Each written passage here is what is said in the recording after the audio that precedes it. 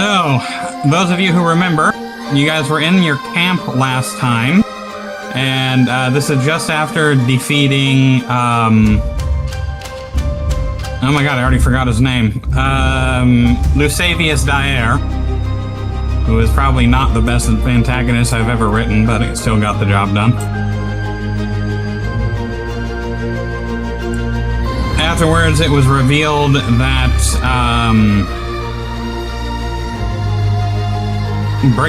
Briggs, or Brigander, has been someone else this entire time. He was the missing son he was the missing son in the tether of, Lucian and, what the hell is her name? Elira. And, he is a Cambion who took over the estate after everyone else left. Which I honestly thought some of you were going to, like, prevent him from doing that, but you did.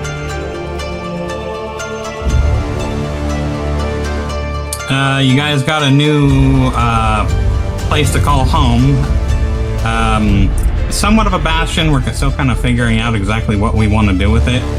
The bastion rules are interesting, but the bastion itself, like a singular building, just kind of seems boring, so maybe expand on it a little bit.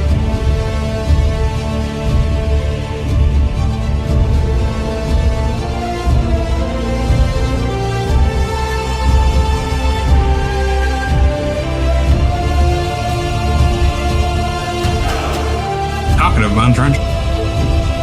Absolutely. I mean, I intend to build an underground burrow because snake. Hey, people aren't supposed to know that it's going to be a lair. A lair. Oh, okay. You're gonna make a hobbit hole and move into the Shire, and then like when everybody comes in your place, they're all like, "What? Why does this place seem more like a freaking animal, or what is it called?" I don't know what snakes call their dens. Do they even have a name? I don't know. I know that clutch is a group of eggs, but I have also heard it used as a place where they go to, like, you know, lay eggs.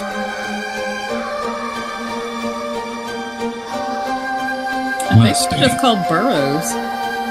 Snake dens are most commonly called a den or Herbanockeslum. I'm gonna use a second one. Herbanockeslum. Hibernaculum.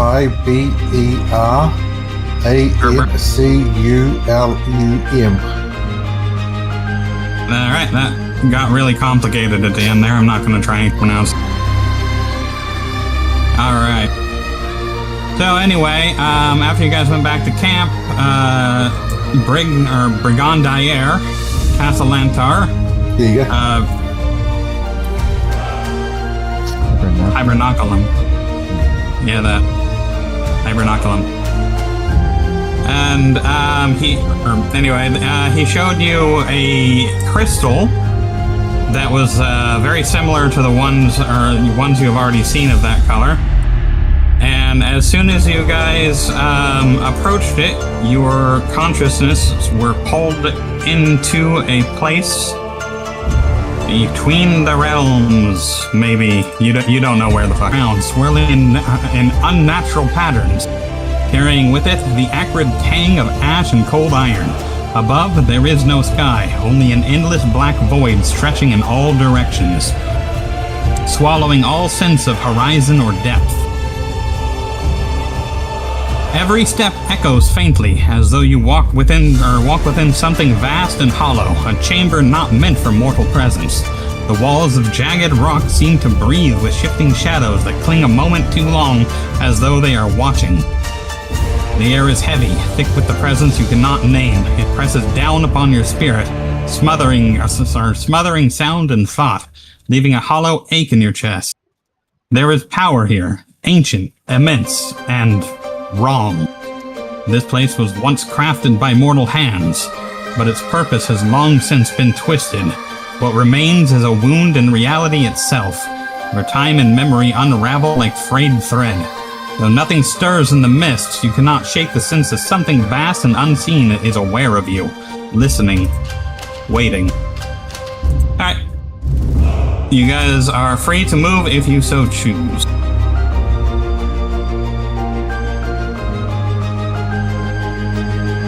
You got your dwarf in here? Yeah. It almost feels like home, doesn't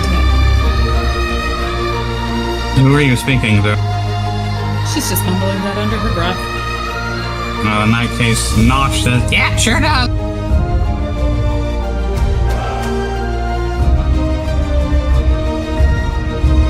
Dauber is not moving, Scar is not. Glow is not moving. I suppose I should probably pull Glow along with us. It's really too bad that Glow, he's not gonna be here. He's gonna miss someone interesting. Ranged people gotta stay in the back, don't you know? Don't you know? Don't you know? Sure you betcha.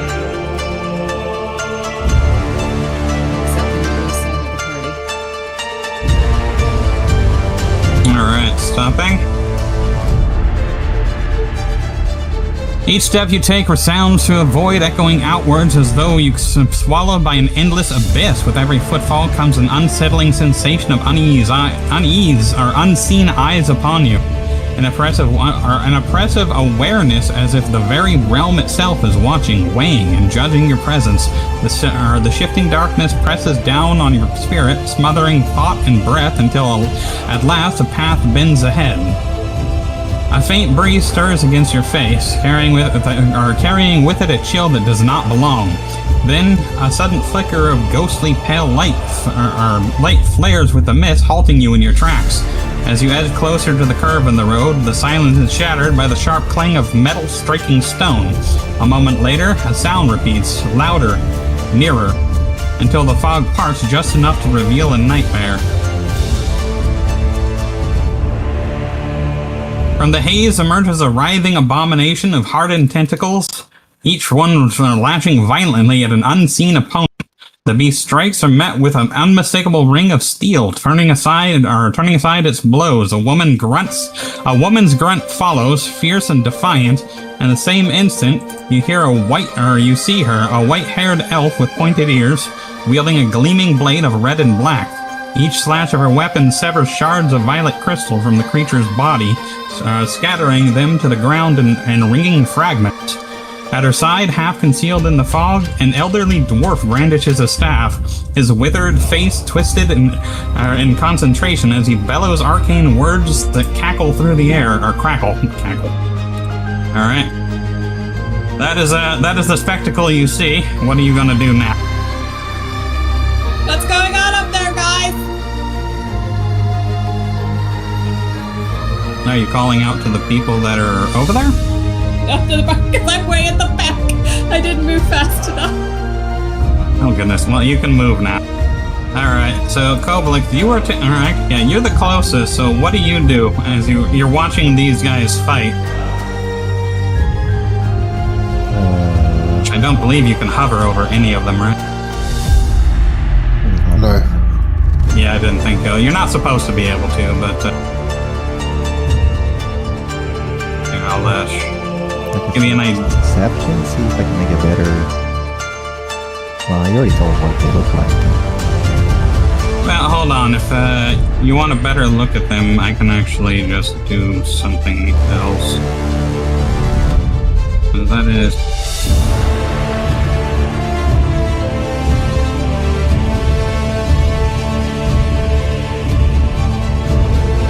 That is the female elf with the white skin. The one who is fighting against the monster.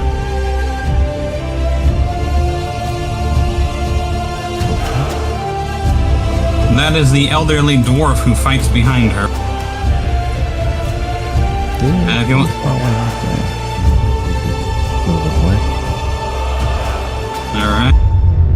Alright.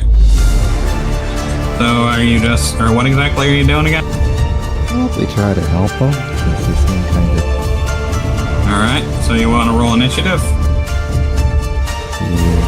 I mean, I hate to be like the monsters from that. Those are monsters. No, go ahead and let's go ahead and roll initiative. They look competent enough. Can't they take care of it themselves?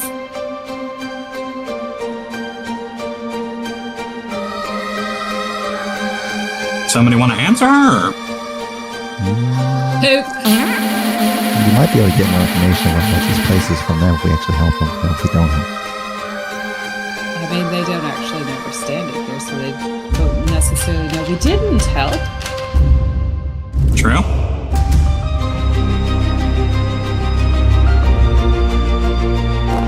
You may as well help them.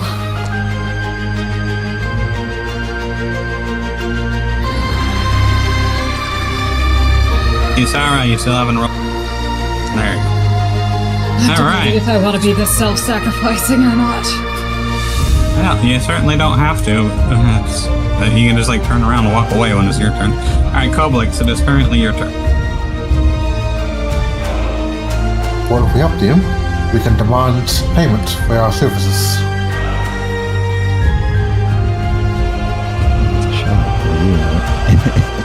I can't target him. I don't want to target him. That's fine. What you're gonna do is actually just... no, actually, I suppose you should be able to target. 1 second, but... Do they have like a trait or something on them? No, they're set to secrets, which is for a reason. And I forgot that you wouldn't be able to target them. So, are you able to just use your attack without targeting? Yeah, you just have to apply damage. Right? Yeah, that's fine, that's fine. I should close on that.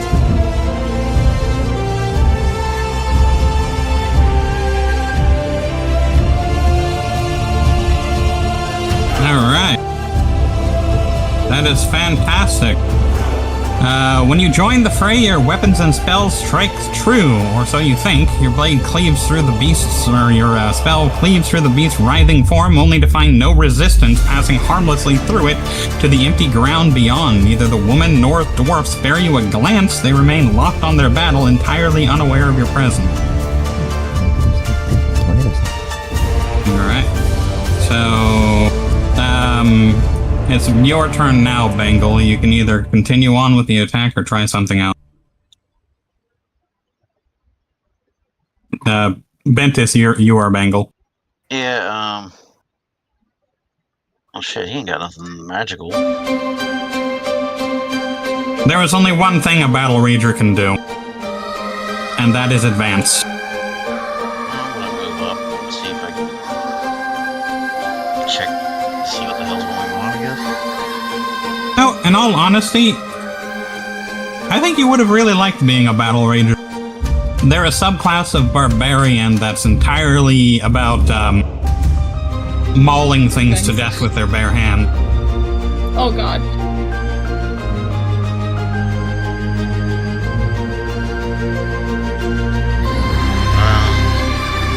Maybe. Can I see, like, I do like a perception check to see if I can see spot something or Absolutely. cause, like if they're on a different plane or something like that. Yeah, give it a roll.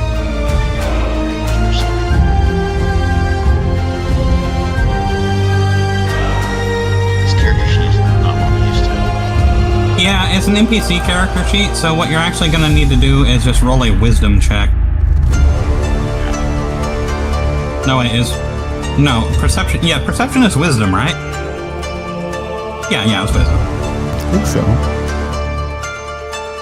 Yeah. Hey, not bad. All right. So as you look over the various monsters and elf and dwarf as they clash, you realize that through squinting your eyes, you can actually see the ground beyond them. They are semi-transparent, and you can see directly through them. I guess I'd relay that information to everybody behind me. All out. All right. And is that what you want to do with your turn? I mean, I can't punch them, so yeah. All right. Does anybody... All right, so do you guys want to discuss about what's going on or make any guesses? Well, it's Florisak's turn next, so I guess Tachibana, what do you want Florisax to do?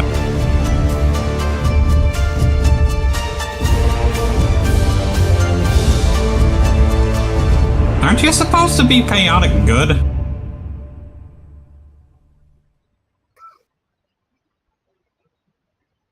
No, actually, I don't know. Never mind, I have no idea what. No, I think my character's chaotic good. I'm not sure what their character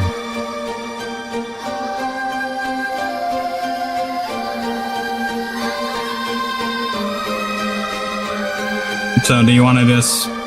You want to just make that suggestion and move on, or do you have a real suggestion? Or are you actually going to try and throw Sarah?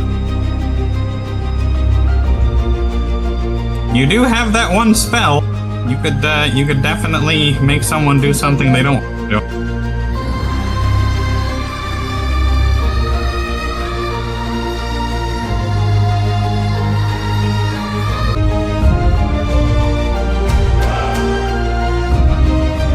Maybe do an arcana check?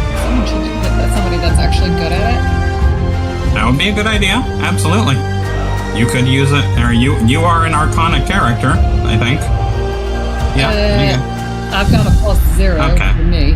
Oh. Well, I mean, yeah, Florisax is, and that was with a +7. I am so sad. Yeah. But, unfortunately, that was not quite high enough. Confusion gnaws at you. Your attacks find no purchase. Your calls are ignored. The scene makes no sense. Reality itself feels fractured, and the reason eludes you. Alright, is that your turn, Florisax? Yeah, what did you do, Sarah? I'm just gonna glare at Florisax and shoot daggers at my bodies. Alrighty, that sounds good. So, I keep wanting to say I'm not a child, but she's technically a child. yeah, I mean, in human standards, but in Yanti standards, you're a fully grown adult. So technically, you're not a child. Alright, so... one of the creatures goes forward and slashes at the white-haired elf. The strike seems true, and you hear the sound of claws bouncing off of mailed plate. So you know at the very least those guys are on the same field of existence. That they are same field of existence. The next one does the exact same thing. The elf. Then it's her counterattacks with her own weapon. And another spell is thrown by the dwarf, trying to end those guys. Gabru, it is now your turn.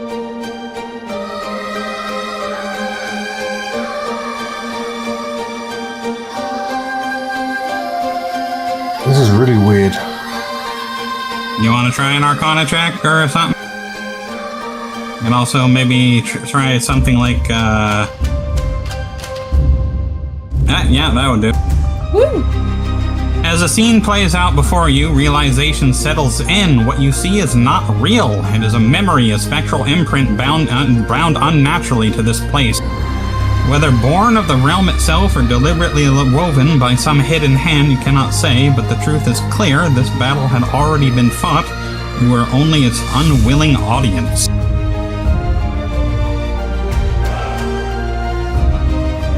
It seems to be a memory of some kind. So not real as in, like, real right now. Correct.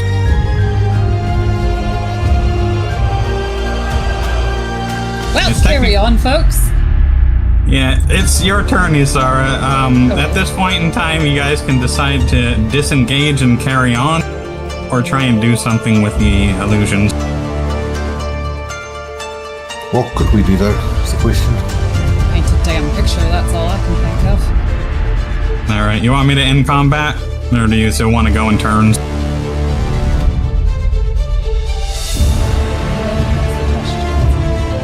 End of for now, I think. Sounds good. Tachibana's got an idea. What do we got, Tachi?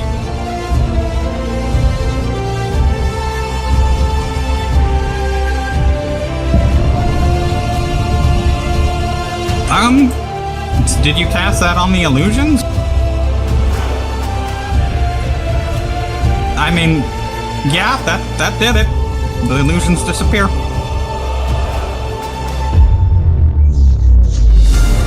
Anybody recognize those two? Or maybe they were famous or something? They very well could have been. Should have checked before you dispelled them. History buffs? Unless they're into them. There's actually only one person that might know, and they're not even here.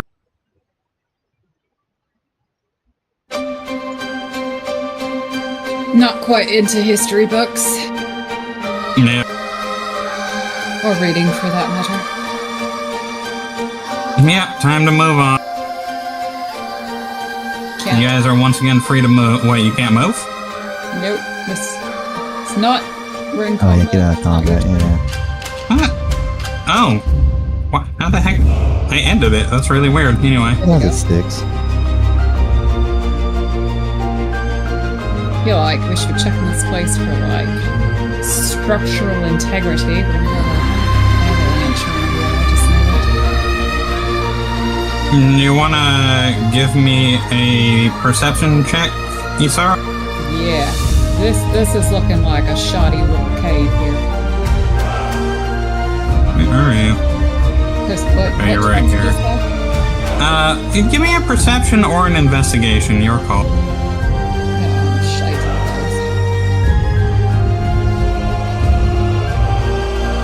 Alright. Yeah, that's good enough. That's good enough. So, as you're walking down the corridor, you look over the side and realize that no matter how far you look, there is no bottom to this cavern. And as you look to the other sides, there is no walls to the cavern. It is just a floating island in the middle of nothingness. Oh, that gave me bad ideas. Okay, we better keep walking.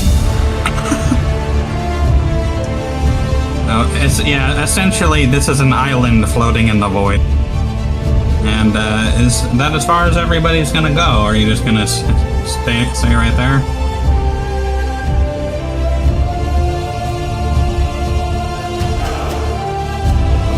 Alright.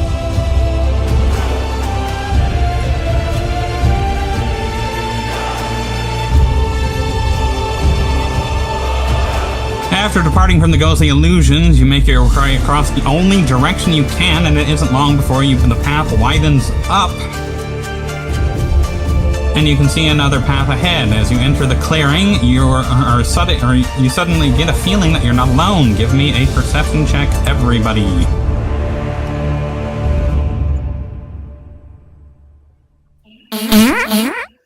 All right. Well, one person. Fail. Really, everybody failed. I feel like Nosh would rock this.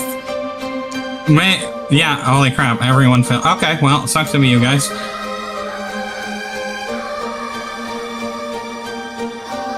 You're completely oblivious to the danger approaching from behind as a monstrous missile launches itself through the air directly at you. You only have moments to realize what it is before it reaches you. The same monstrous beasts that the elf and dwarf were fighting had taken you by surprise.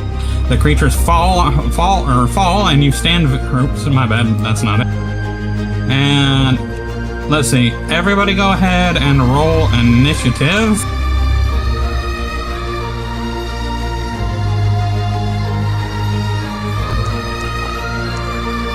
I don't know why I keep adding Nosh to the fray.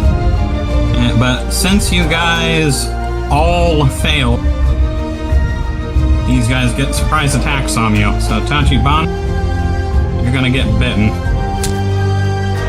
Actually, no, you're not gonna get bitten. And okay, this one is the closest one. Is that too bad for you, Bingle? Fight, Bingle! Okay, that one missed too. This one's gonna charge up and attack Glow.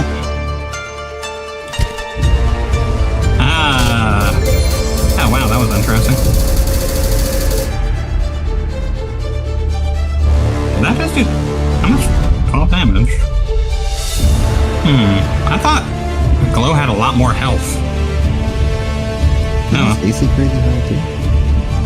Yeah, well, I mean, I rolled a 25 there, so I'm not really getting away from that. Alright, let's begin combat. Gabru, it's your turn.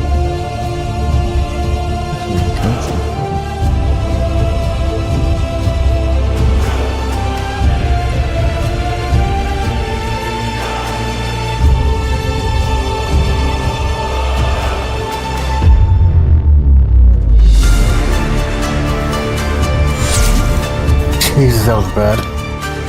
I mean, it wasn't great.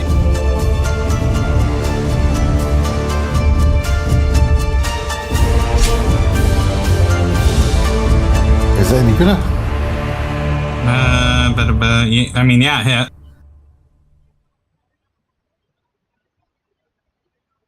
hit. Jesus Christ. I need a bit of sword. You know your strength is 10, right? Well, I guess you could be using dexterity. But that says +0, so it's not using dexterity. Alright, I'm gonna have to look it up, because I don't know if, maybe you should be getting,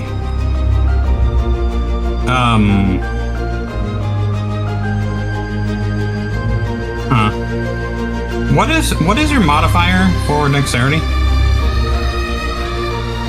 17? No, the plus number. 3, yeah, plus 3, wouldn't it? Okay, so either you are not currently adept with martial weapons, or you might need something to change your modifier from strength to dexterity, so I think we might need to look into that later. Firearms. Say what? Simple and firearms. Yeah, maybe you should just start shooting stuff instead. Anyway, is that your turn? Yep. Bana.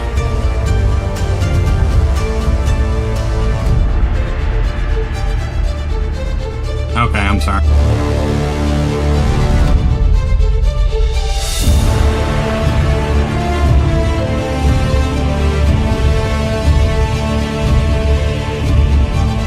That's hit.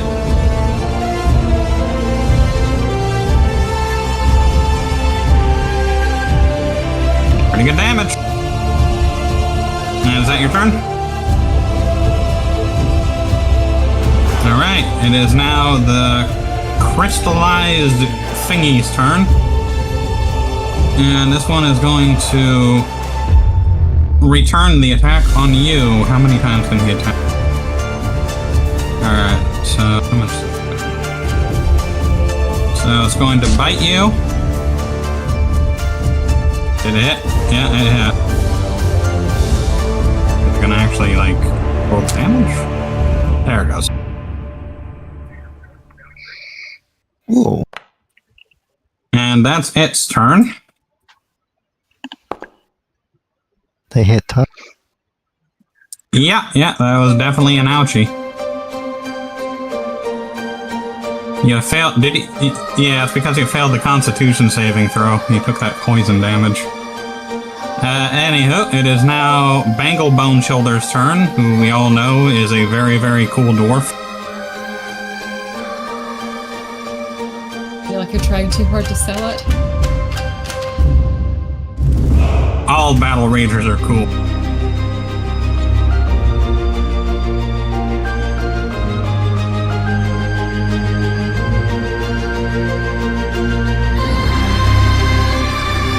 You alright there, Bento? Yeah, sorry, I was just... So it might be better to call him by his name than the character. Yeah, maybe. Alright, I guess we'll watch.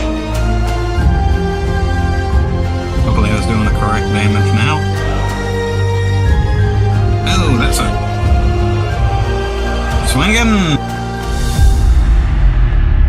Oh, that's even worse.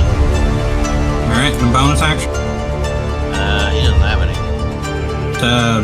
His knuckle can be a bonus action. He's a fist fighter. So I can attack 3 times then? Correct, yeah.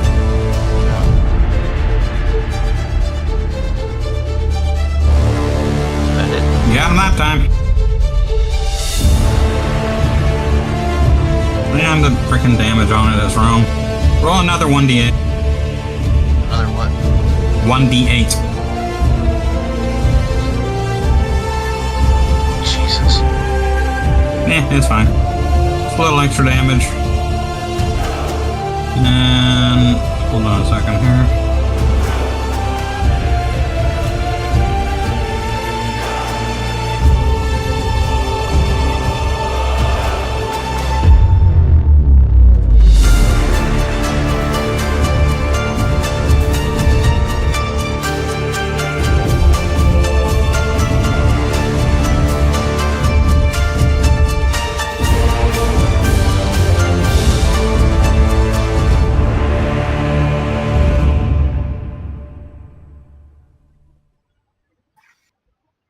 Nah, I rolled a crit. That's fun. Alrighty, Koblex is now your turn.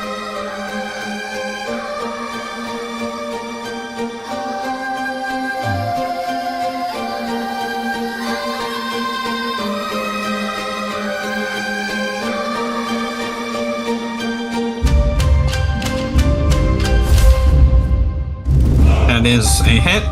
Unfortunately, there's no aid in that. Do you have a bonus action or anything? I do, but they're not combat related ones, though. Okay. That's not how it works for me. Isara. It's finicky. Yeah. What are you causing fear? The guy in front of me, because I want him to run off the cliff. Oh, yeah, no, that's actually not a bad idea.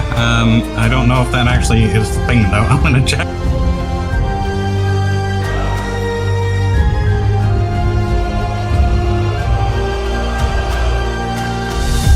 Kick him in the shins to boot.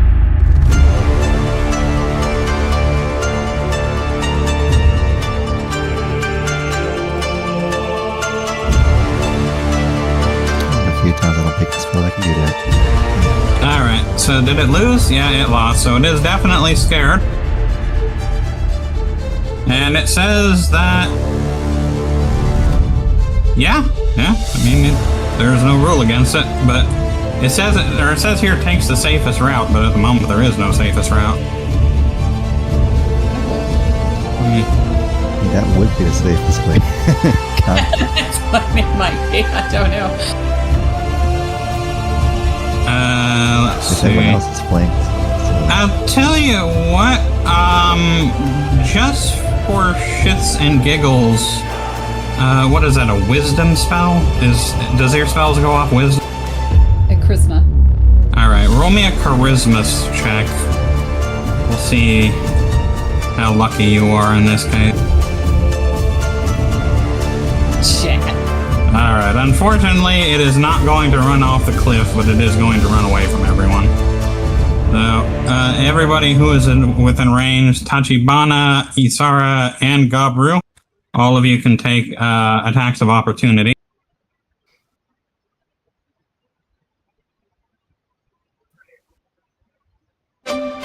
You weren't supposed to do that. Holy shit!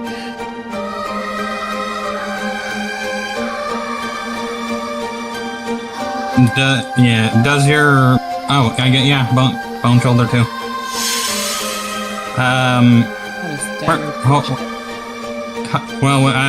We weren't quite done with... Alright, so 2... Yeah, that Pantheon's destroyed. Yeah, it certainly has.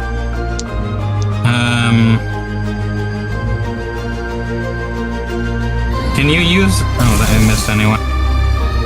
Okay, so 2 people got them pretty good, but since you rolled crits, we'll do it this way. Tachibana, roll your crit table first.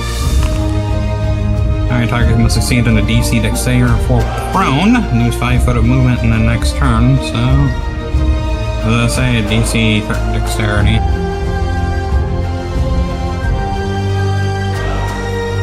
Surprisingly, you succeeded. I know, right? And now... Bengal, or Bentis, roll the crit table for yourself. Alright, so you drive... Target takes 100% extra damage and is paralyzed. See, that's how it goes. So, how much damage did you do? See if I can find it here. You did 29, so you just did another 29 damage to him, and he's dead. And whenever you run away, you tend to die. You're welcome. Yeah, I mean, that definitely solved the problem. There's no denying that. And it is now, oh, I'm sorry, did you have a bonus action? No.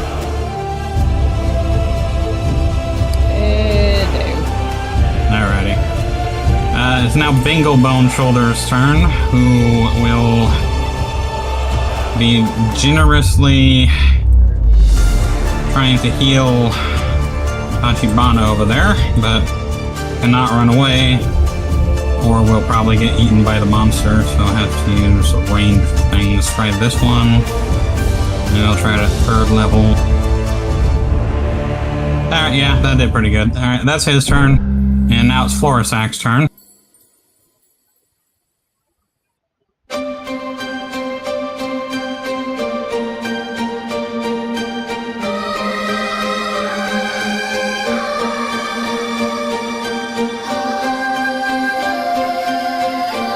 Don't you have to run through them for that? Or am I thinking of a different spell? Doesn't matter, I just wanna know where your token's gonna end up at. A line of roaring flame within 30 feet wide emanates from you in a direction you choose. Each creature. Okay, so no. It is just a line attack. I must be thinking of a different spell.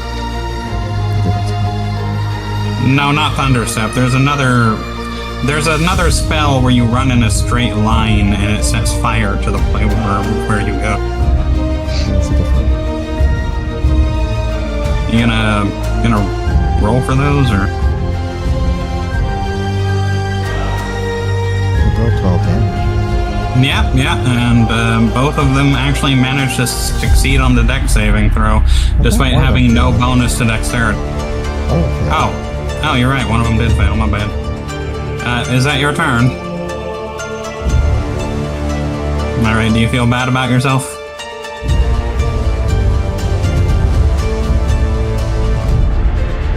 True enough. All right. It is now this thing's turn. Going to try and take another bite. No. He's going to tentacle whip Glow there. Miss.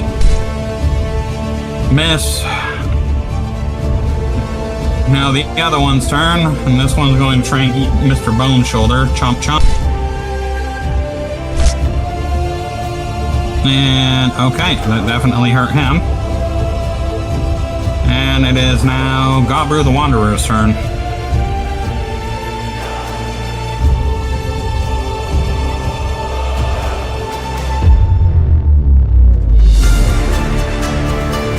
Just try this again. Please don't hit it with your... Oh, okay, that's bad.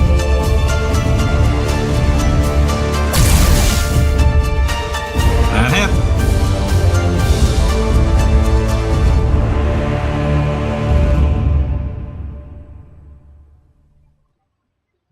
Pretty decent. Can you fire that more than once? Yeah. I mean, per turn. Oh. It is an action, so I'm assuming so. Damn. Do you have... No, you should... I don't think you have anything... No, you do have an extra attack, so you can fire again. Okay. That is a hit. Yep. It's like rolled different. A little bit, yeah. Damage calculated differently. I wonder why. That's right. Good question. Do you have something that adds damage to your first attack? Only for the lightning thing. That turned up. Okay, that's why then. Alright, bonus action? That's it. Alright, Mr. Tachibana.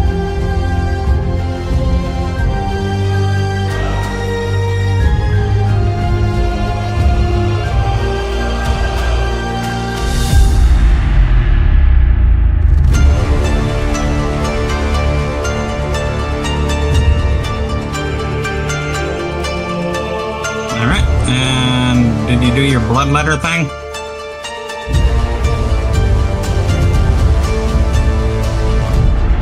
Oh, shitty. Alright, is that your turn? There's only one way you're going to up. Well, I guess you can actually use your strength modifier now, can't you? So I guess it doesn't matter.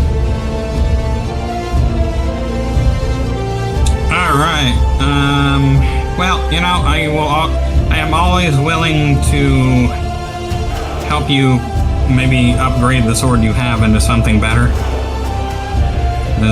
Let's see. Yeah, at this point in time, it would only be considered a common item, since it doesn't really have any exceptional power. So you can still upgrade it to uncommon fairly cheap.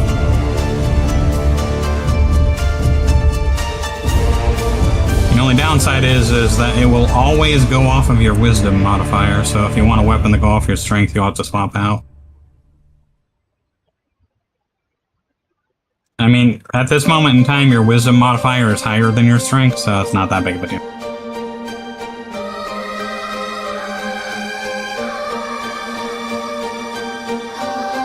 Alright.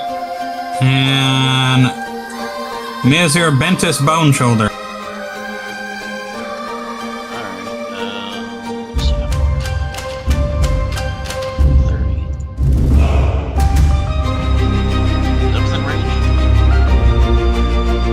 Yeah, it's got a big enough hitbox. Smack it. Alright, smack it. Miss. Ooh, shitty.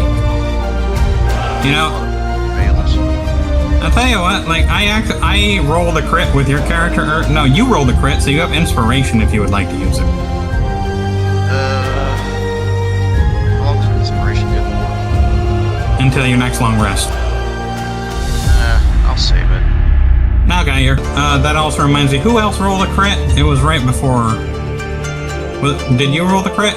No, I think it was Antavana? another floor sack. I think it's one of Eli's.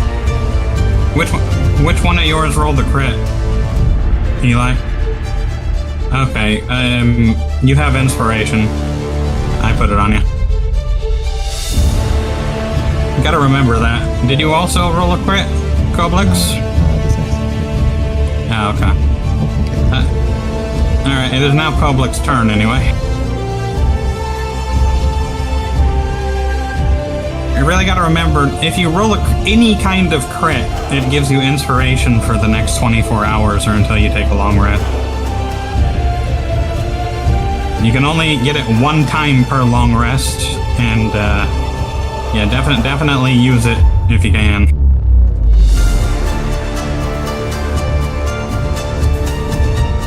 Okay, bonus action to that. Just like you cast it this one. Yeah.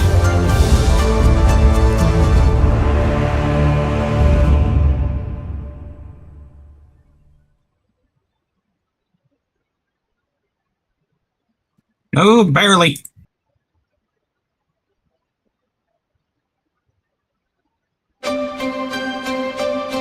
Both of them saved. Unfortunate. And they have damage. It's not too bad. They don't. At the door. Oh, did you get me one? You know what? Now I'm going on strike till somebody brings me pizza. They take half damage. Yeah. I do got a pizza base in the fridge I can use. Pizza I have base base as in pizza. like... A pizza base as in like the crust? Yeah, Interesting. Is it rolled up in a little tube? no. Okay, so it's not the same kind I know about. Unfortunately, it's actually Isara's turn now, so hey, Koblix. I just sat back down. Okay. Wow, you got that pizza really fast. Did you just like throw money at it? Pretty much, yeah. Oh, I guess you probably paid online, huh? Yeah. What kind of pizza did you get? One covered with vegetables, like jalapenos, onions, pineapple. Wrong answer. Go get a meat lovers. Now that actually does sound good. I actually found out that something that's really, really good on pizza is red onion. Oh, that's the only onion I use. Yeah. Alright, so you got it both times. Unfortunately, damn, you were so close to a crit. That sucked. I don't want to show off too much at any I understand. Don't want to bring too much attention to yourself. Alright, it is now Bengals' turn. Unless you had a bonus action, they just skip you. Nope. Alright, so Bengal will help Glow by touching him.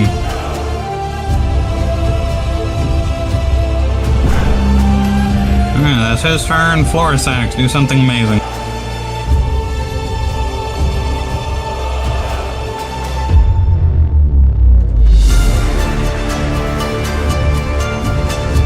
Okay. Are you gonna try and use your environment to fight?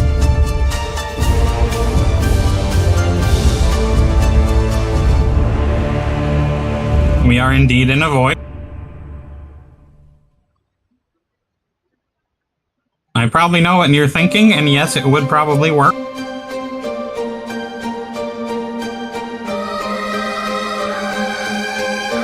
Unfortunate. I like how I freaking teleported it anyway. Yeah. Wait, no. Yeah, it failed. It failed. Yeah, I just realized for some reason I thought that you needed a 14 and not a 15. But yeah, that worked perfect. You just chuck that one into the void and it's gone now. And congratulations for using your environment to fight. That was a very, very good idea. Alright, so this one's gonna come up and you're gonna continue his assault on Glow there. Tentacle. Tentacle. That's a one bitch. And bite. Lucky. Alright, Gobra the Wanderer.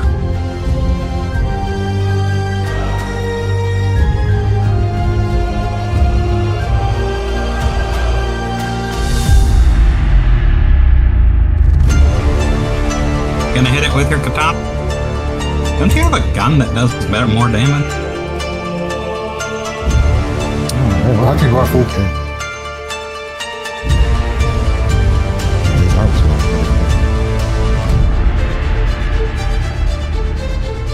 And that is a hit. Wonder if there's a way to increase the damage on that, because I feel like that should be at least a 2d6 by now.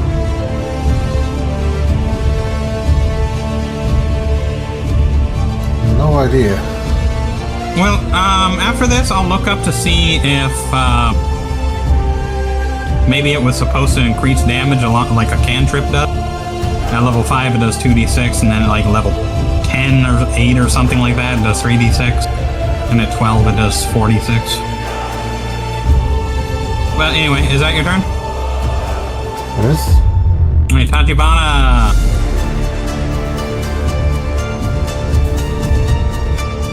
Who just took 38 damage and why? Frickin', why'd you just kill yourself, Gobra? What the hell? Let's see. Bengal is 19 HP out of 44.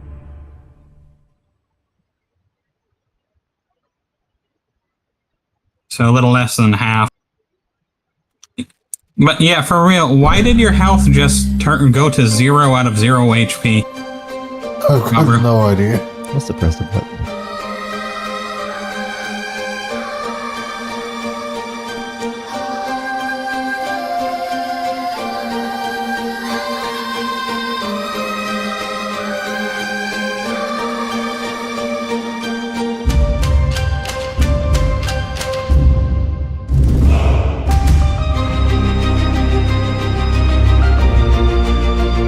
Oh, that is so confusing. Yeah, it's like his armor blew up or something, but he didn't roll one.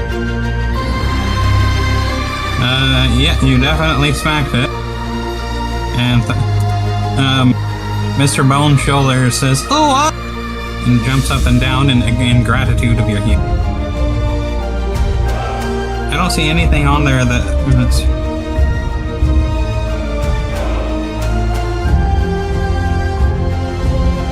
Yeah, I don't know why it's not like that. It's weird. Okay, I guess you so can once do it- another 1d6. Yeah, that makes... So that's why that first one did an additional 1d6. Okay. And, yeah, I'm trying to figure out why Gobru's HP is 0 out of 0. That was so fucking random and weird. Could it be because I opened the character builder on D&D Beyond? Did you update it? No. Just opened it. It's weird. No, there's no way that would be the issue. But if I update your character, it'll go back to normal, so I'll just do that.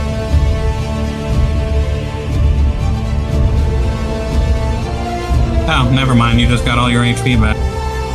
What did you just do? Okay, now it's... Yeah, what are you doing? Yeah.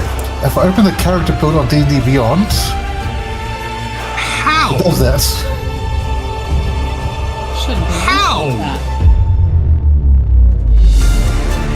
I got no fucking idea. What the fuck? Whatever. Someone else tries. See if that helps. See what happens.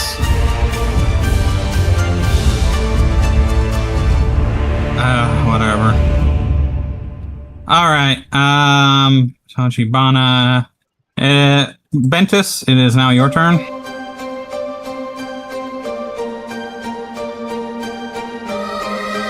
think it's just him. It's weird. Yeah, because I tried opening mine. Yeah, and no problem. Yeah, you're still level 5. You guys are about halfway to... Okay, no, the only one that actually has a proper amount of HP is... Alright, guys should be 9,484 out of 14,000? That doesn't sound right. I'm gonna have to look that up. That's pretty good.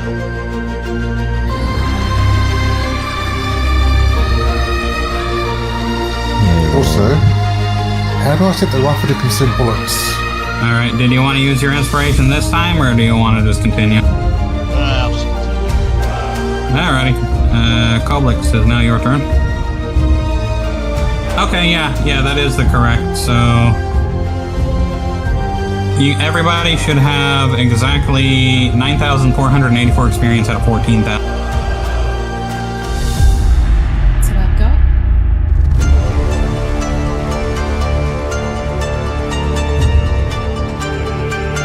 Oh, okay. Just hold on. Something.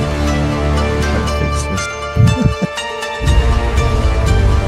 Just one thing. It's always weird to use.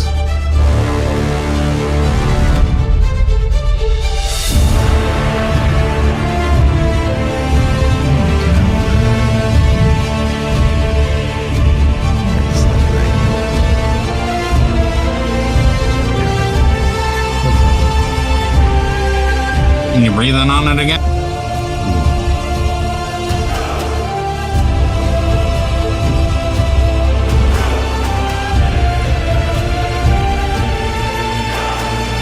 Yeah, did full damage that time.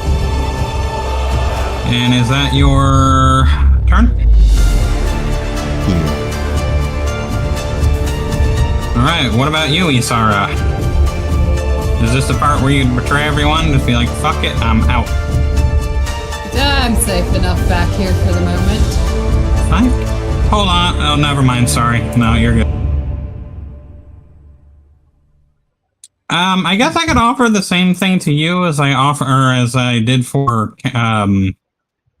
what is the name? I don't remember what your warlock's name was last campaign, Eli. Ash? Yeah, it was Ash. But I made a version of what's it called?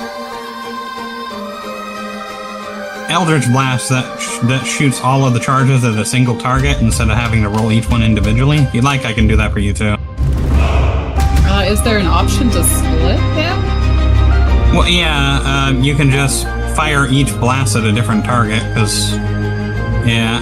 I mean, if I were to kill something with the first hit, I would rather shift it to the next thing. Oh, absolutely, but I'm saying it would be a choice. Like, you would have both the normal version and the one that kind of auto-fires. It's just something to save a little time if you wanted to. I'm good for now, but I'll let you know. Thanks. Yeah, no problem. Alright, is that your turn? Yes, sir. Alright, Bingle Bone Shoulder. And let's see. Glow's looking a little beat up, so you just keep touching Glow.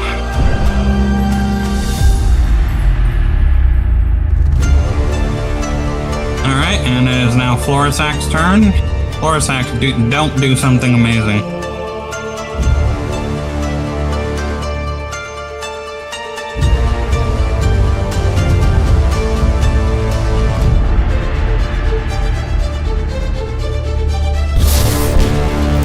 That's it. Not the best hit, but a hit nonetheless. How you do, Furio? Is that your turn?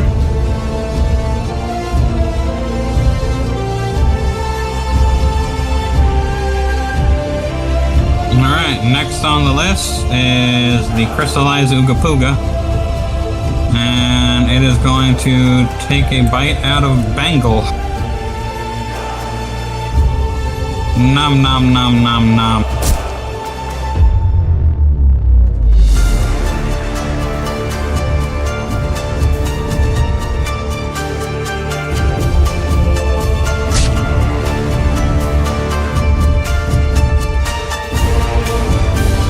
I negated a ton of that damage.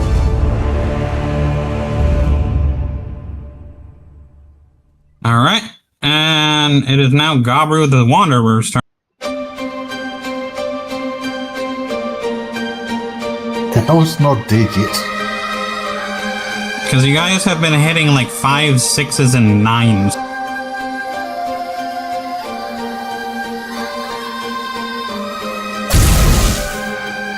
And missing entirely.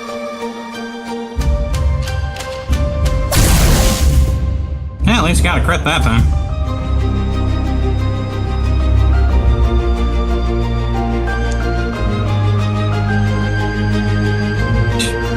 $46 plus 3 and it only gave you 13. That's very unfortunate. This is inspiration as well, isn't it? Yeah. You get it real quick. Yeah, and you also got to roll the crit table. Alright, your shot obliterates the shoulder. The limb dangles uselessly on a blown clean off. Take an additional 13 damage. Fly. I think it has so many arms. It wields, so if it's wielding a weapon, they drop it. All attack rolls are made with disadvantage until the restoration effect is used, which it doesn't have, so all attacks will be made with disadvantage from here on. Tachibana.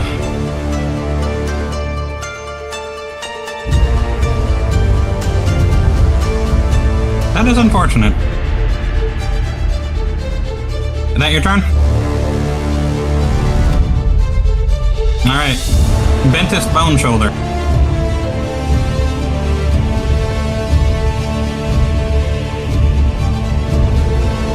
He's really sure you don't want to use that inspiration. I don't know, screw it. Yeah, just roll again. Roll with advantage.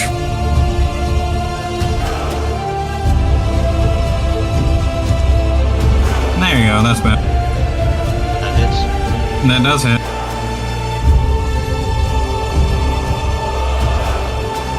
Next hit.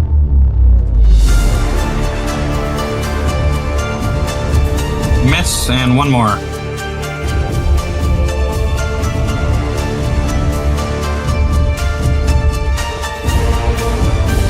Alright, that actually killed it. It was a worthwhile thing. Alright, ending combat.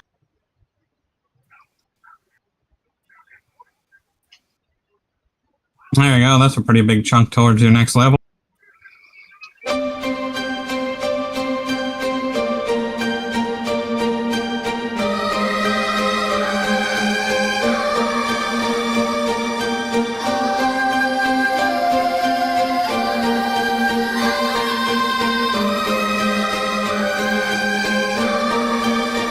we need to put somebody in charge of watching our 6 as we walk here. We can't just be doing these ambushes. What's that to do, XP? Huh? No, I added it automatic.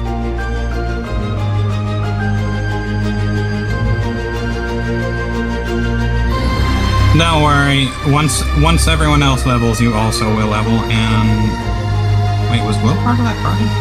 Oh crap! It was surprising. Oops. That's okay. I'll fix it. Isara, I'm going to borrow you. It'll be 11,005.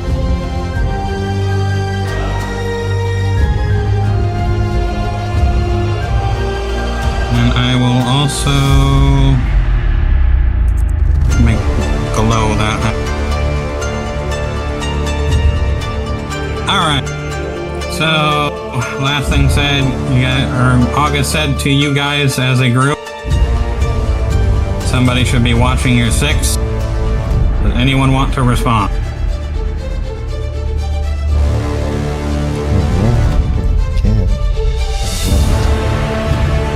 Do you guys want to create a, what is it, a group order? Like a traveling group? Like put the ones with the best perception and the lead or whatever? Yeah, who's got the best perception? It's not me. That's whoever has the highest wisdom, I think. Not me then. Definitely not me. I've got a -1. Oh, you're done this box of rocks, aren't you?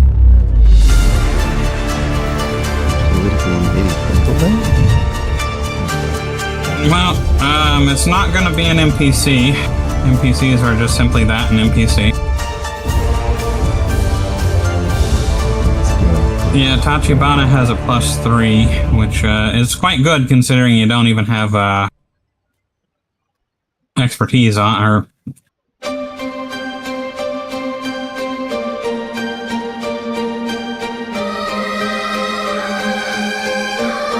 What do you mean before I start? I've been killing people with you guys. You guys are primarily doing the killing.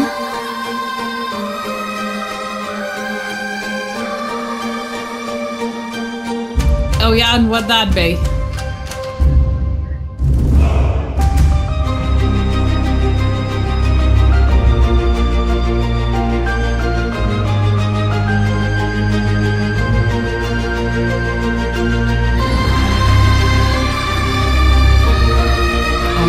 If the concern is killing people, you guys are the bad influence.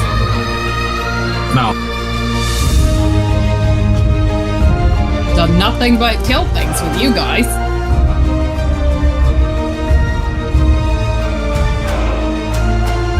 Is it a bad thing? I've got my education. Yep. Went to Dendar 101. I don't know, did you stop to check to see if those things were actually bad? Maybe they were something good guarding something and we're the ones that aren't supposed to be here, which I think is probably the fact.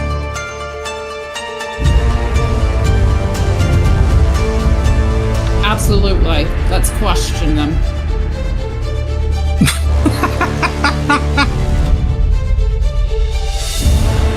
Well, why'd you even suggest it? Do any of you speak? Speak what? That language? No, Yeah. It looks made up. Need that comprehend languages. No, I can telepathic. No, that's true. These guys can too. A little too late. 3 languages. It's been more than a minute, so you can't use Goblin and Revivifying, and I do not think anybody here has Resurrect. I'll say, I guess what's done is done. Alright, so would you guys like to continue on, or are you gonna, or do you actually want to talk? Yeah, we're stuck in the middle of nowhere. The heck, how do we get out of here?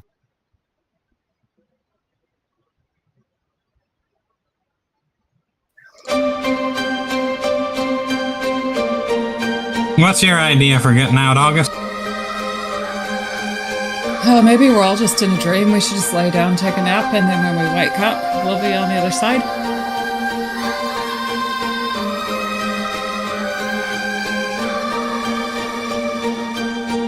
What do you think of that, Menopause? You could always try to slap yourself. We could jump down into the abyss. That ought to jar us out of it. It might. That sounds like a great idea. I think you should be the first one to try. I'll cast Feather Fall on you and you can do it. So it's just free fall forever. You very well might.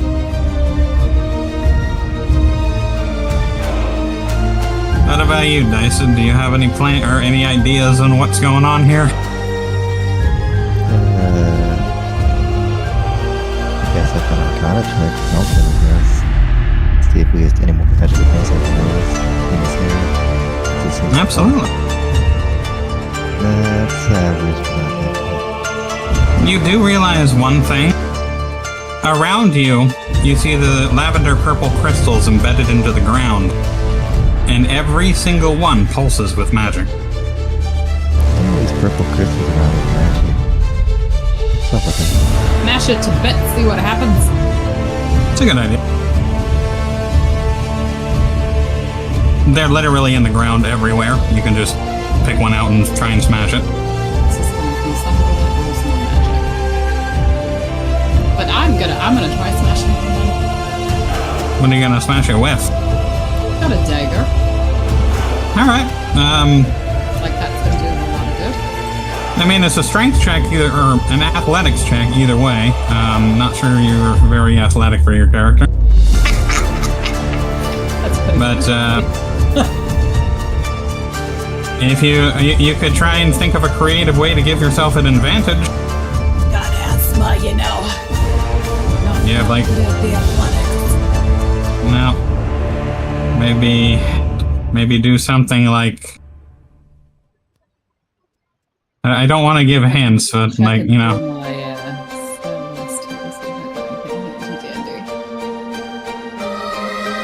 Yeah, you have the perfect spell for breaking shit. Phantasmal Force? No. No. I don't know why that makes me sound like something's going to do. What are you trying to break? The rocks. There are crystals all over the ground, and Isara wants to blow one up. Can I identify what these purple crystals are? I mean, Oh, that's just Eldritch Blast it. Alright. In the case, I'm going to hide behind Glow and their giant shield. Alright. So, Koblix, as you look over the crystal, you do understand what it is, but you also understand that it has multiple different names and also multiple different origin. One of the names that it goes by is the Datharathi crystal.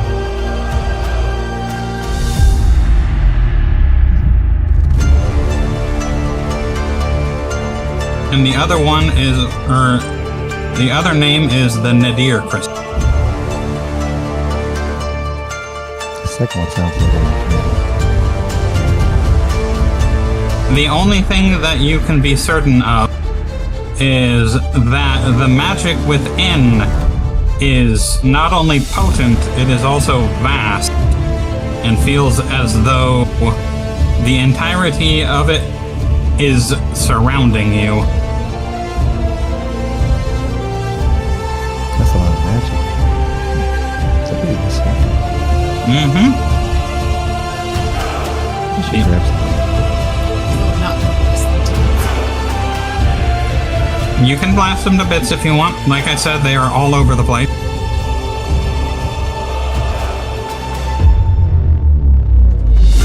Now, let's just go through. Isara, would you still like to try breaking some out or smashing it? yeah, I would like to smash it and see what happens. Alrighty, so if you're just gonna try and stab it with your dagger, that's just gonna be a normal athletics check. If you want to try something else to improve your chances, feel free. I don't really want to waste a spell. Be right back. Bathroom. And I don't have any fun gadgets. So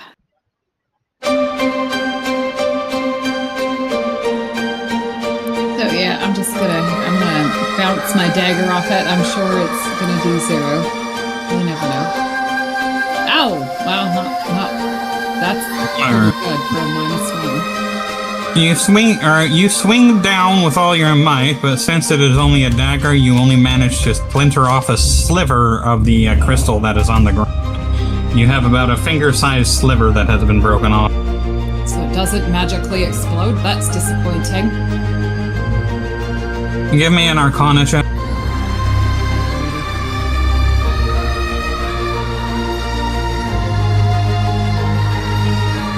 Alright, well, never mind. You're supposed to be a magic caster, you know that, right? Yeah. Alrighty. Don't know much. She sucks at the Arcana, though. Yeah. What are you gonna do with the crystal? Put it in my pocket. Oh, wow, okay. She doesn't know for shit how it is. Yep, that is true. Let me see here. They'll put more of these together in one spot, so something interesting happens. Tachibana, do you have a problem with what I'm doing? I don't see you being productive. I was trying to break the crystal. What did it look like I was doing? I know you mean both you and Florisax, but every time you say that, I think of the symbiote Venom referring to himself in the third person.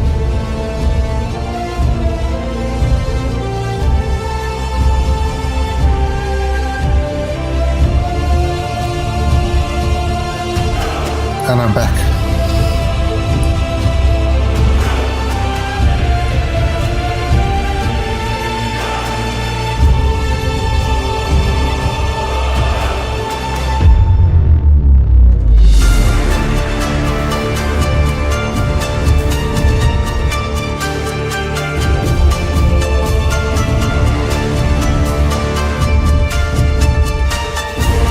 I will keep you.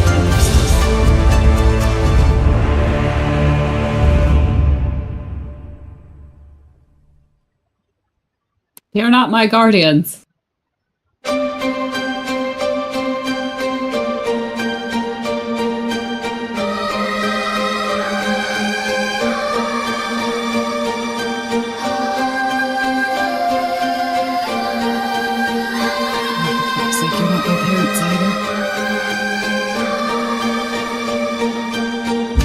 Not until the adopt. Yep.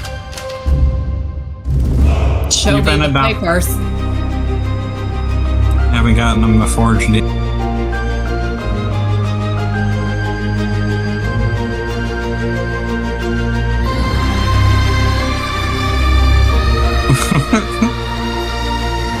Oh.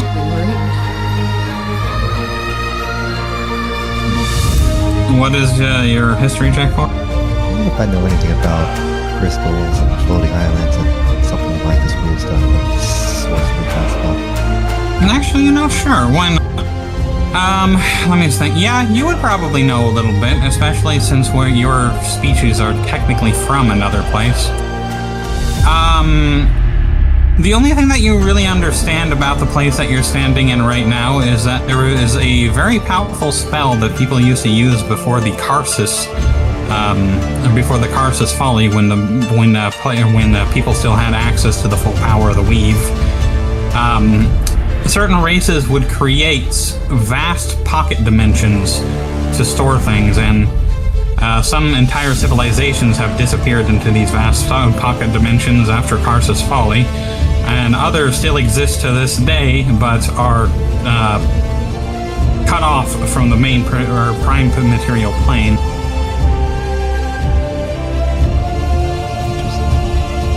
Mm-hmm.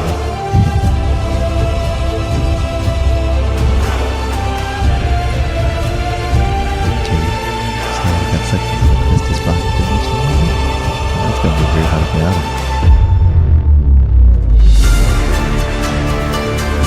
Let me see.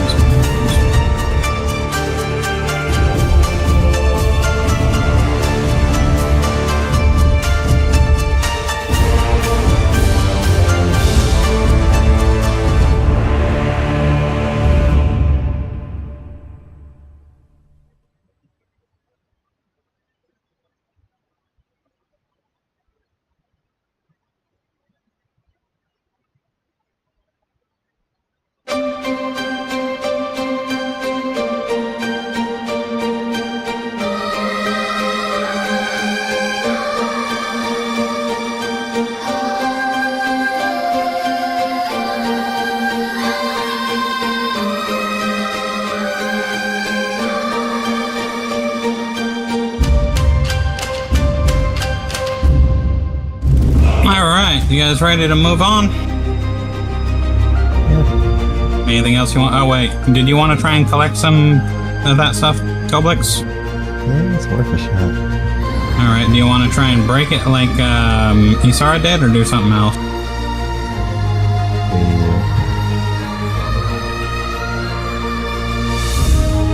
I probably want to go one if they're not loose. Yeah, if you find one, absolutely. I have a shovel too, but I'm not sure the soil is that soft. Nope, crowbar would be your best bet, and I believe that it gives you advantage on an athletics check when you use it, so just roll me an athletics with advantage. Oh, I need to get me one of those. Well, that's about right with you. Alright, so with all of the strength that you have, you pull with all your might, but you only manage to extract a sliver roughly the same size as the one Isara had taken.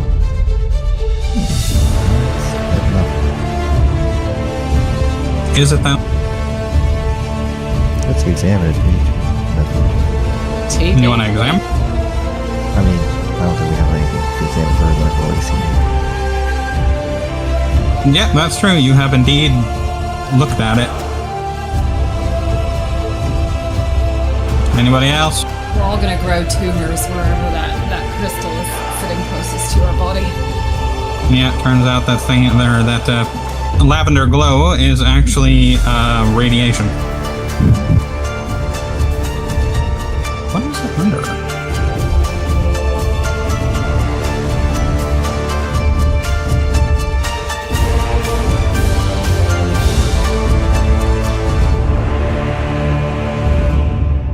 Oh, well, I'm gonna give up on this right now. I was trying to make the item, but for some reason or another, it is not giving me the actual thing that I want, so I will go back and do that later. So just remind me that each of you guys have a sliver of that stuff. Ready to move on?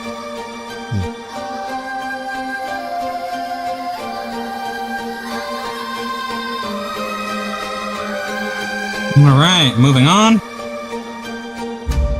The oppressive darkness of this place feels heavier here, as though there are even more of the scant bits of light are being consumed by the endless void. You can feel the air begin to grow colder, and the faint humming of the crystal sounds all around you. The only option you have is to keep pressing forward.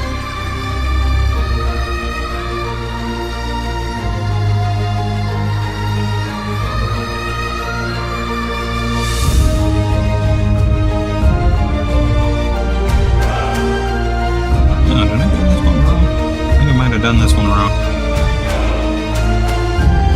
No, you guys should not be able to walk off the path. How is it drawn wrong? No, it's not drawn wrong. Well, I have it set so that you guys can't actually walk right over the edge unless you consciously decide to. I want to send Nosh around this. And that would be bad. Alright, sounds good.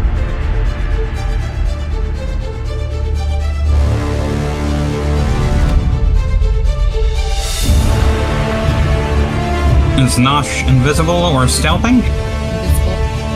Alright. As a rat, he's still in rat form. Can he be invisible as a rat? Meh, whatever, it doesn't matter.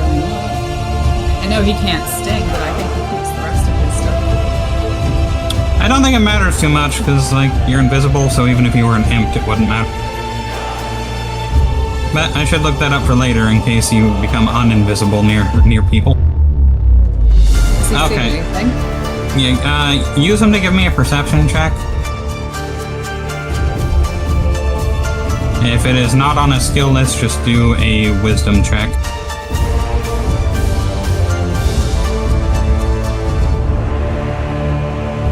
Oh, Ben doesn't have a token.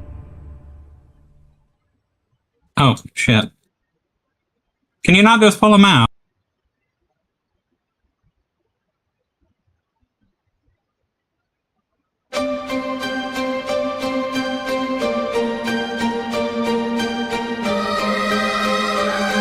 What does it keep doing? There ya.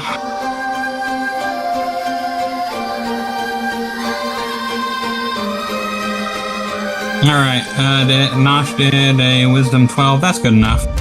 So, up ahead you see a familiar glow. You understand that it is very similar to the glow that you saw coming off of the entities that were fighting before. But these ones are slightly different. Alright, and as soon as you get close... We've got one of those memory things up ahead, but it looks different. Not quite sure how, but slightly different. Maybe it's not a memory, it's something similar. Proceed with caution, there's something ahead.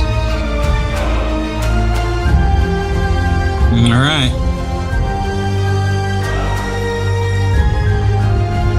Carry on, you butthead. Alright, so that's far enough, Koblix. Let's see, you can keep going, but it doesn't, I'm gonna start reading the next part. After rounding another corner and stepping into the open, you head to the sounds of battle, the same as before. Not far ahead, you're able to spot it. 3 figures clashing in the endless nothingness. As you step closer, you realize how strange this new confrontation really is. Everybody give me an investigation or perception.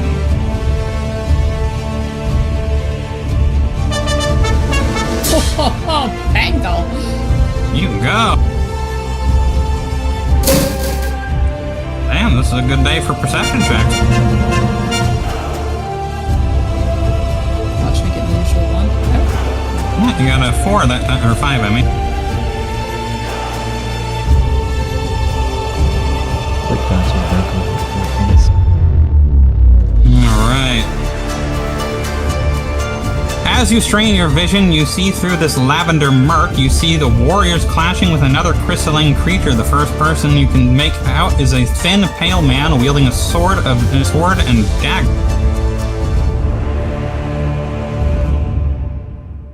He slashes furiously at his opponent, and bits of crystal are chipped away as he does. The second fighter is a plainclothes man of Eastern descent. He doesn't seem remarkable at first, but then you notice his arm.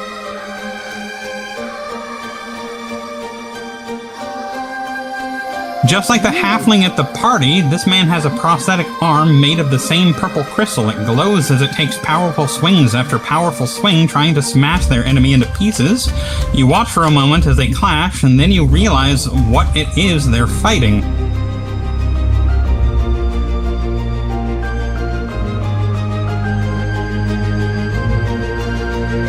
Without a doubt, the 2 warriors are battling against another crystalline creature, but this one is humanoid, or at least part of a human.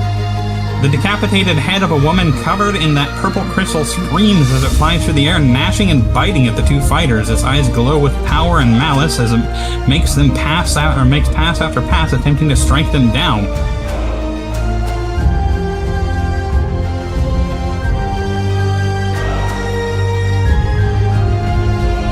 And that is all for that.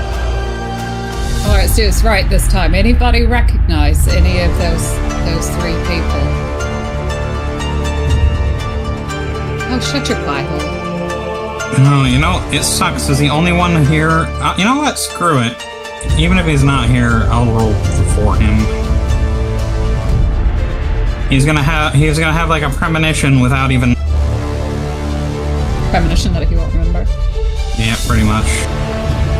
Let's test his luck. So, history check. I would say he got it. Alright, so you guys don't know, and I will give him the option to telling you in the future, but Glow very much recognizes the person in the back, the pale person with a sword and a dagger, but not as a person, but as a race. He realizes that he realizes that the pale humanoid is from a civilization that has long since disappeared, called the Imaskari Empire. The Imaskari Empire had vanished 3,000 years prior to the current day. after a devastating war against what are those people called? Either way, they got beat up by gods and they disappeared. So yeah, he will have to figure out what that means. But yeah, you can kind of get an idea of what's going on by that identification right there. A little bit, anyway. So there's a possible 3,000-year-old person here. Possible. Cool. Yeah. Good luck, hamster robot. Yeah, anywho. Oh, another opening. Is there something in this place before we step out, folks? Matt, you want to give me a perception check? Yeah, it looks awesome. That's no problem. Is that what normal adventurers say? Yeah, Wide open clearing. It looks like there could be a boss fight.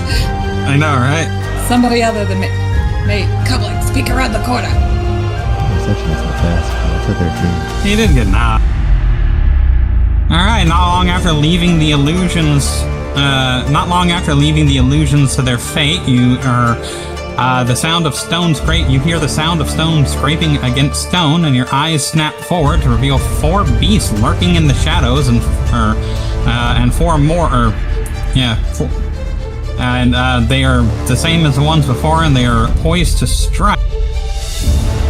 So this time, they do not.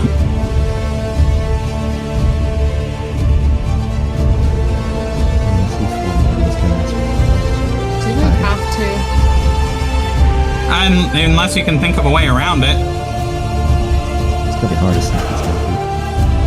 Oh, I wish I could go invisible. You can't?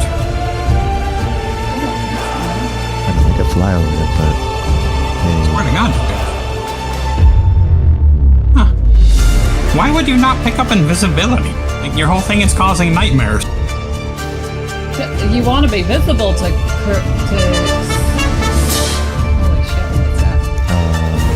That was... I suppose we all weigh collectively more than 500 pounds. That's a bummer. Probably. What were you going to do exactly? Have everybody hop on Tensor's floating disc and just, like, cruise on past? Might work. Koblix and Isara, roll. Oh, sorry.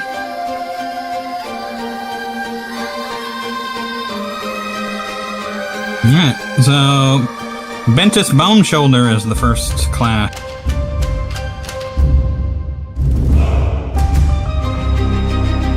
Okay, there's one's here, one's there. Remember that your rush thing just adds an additional 20 feet to your movement, so if you want to use that, you can move forward and then use your shoulder rush.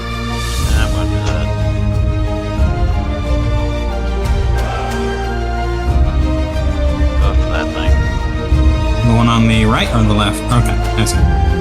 Alright, good luck. Charge.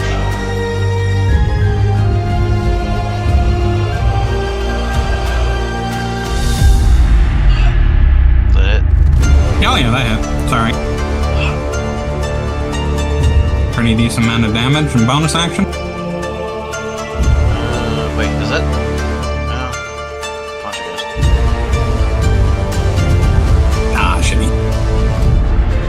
Did good though. Is that your turn? Do I get one more attack or no? No. Well, let me see. Multi-attack. 3 attack. No, that is the wrong thing there.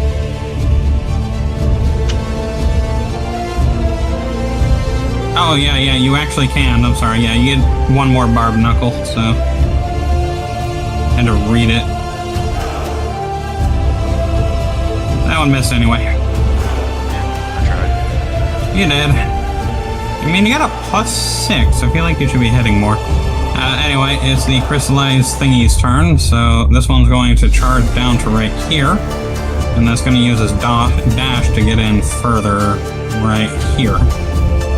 And then it's going to stare at you menacingly, Isera.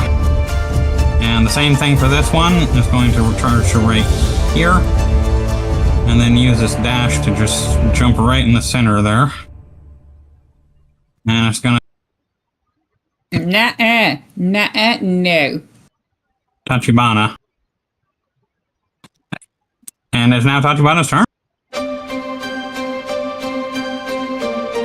And to make this go a little quicker, I'm going to bring Glow into the battle.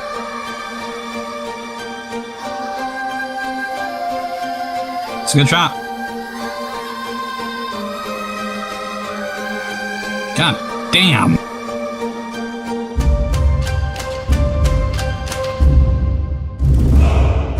I know, right? Alright, Ms. You're a wanderer.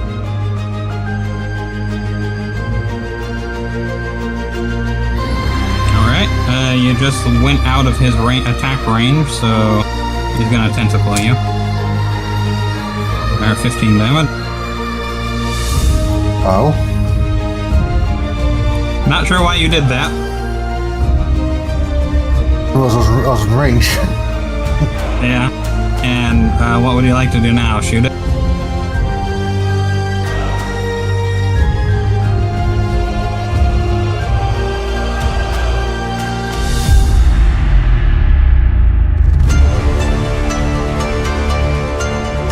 I will cast a spell. Yeah, put a spell on you.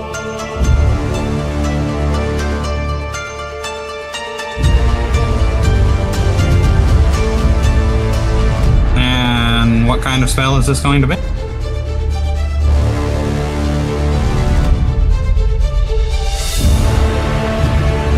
You gotta fix that legacy crap. Not you, I'll fix it.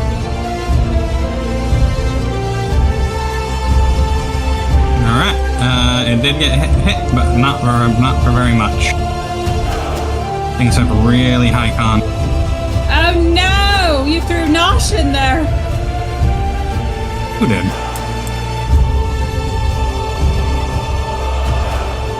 He's in the circle. He's fine. Alright. It survived. Oh, yeah, he's over here. I moved him. Oh, okay. I'm just gonna assume that Nosh was smart enough to get the fuck out of the way. He only has 10 health and... He's usually... he's meant to be like either riding on my shoulder or hanging out by my feet. Yeah, he actually survived the hit, so...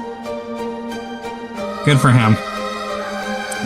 He survived with 2 HP. That's amazing. Alright, he's technically supposed to be, like, pretty much on my person. Yeah, I know. That's, I'll just move him on top of you then. Alright, and... Is that your turn? It is. Yeah. Alright, now it is Isara's turn. I'm gonna get the fuck out of here.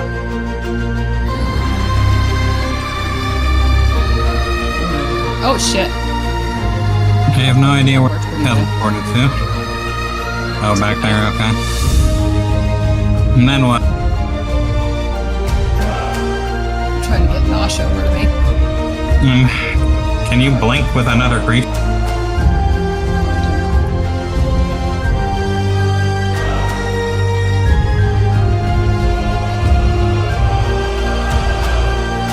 Nope, you left your little dude behind. Nosh, you're supposed to be sitting on my shoulder! I just fell to the ground when you vanished. And do you have an action you would like to use? Yeah.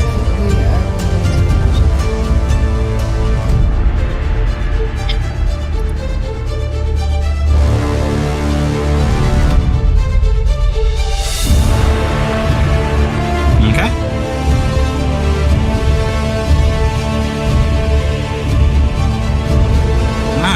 It takes full damage, which is a ton, and that one does that weird thing where he takes like minus 1d4 to save his picks or something.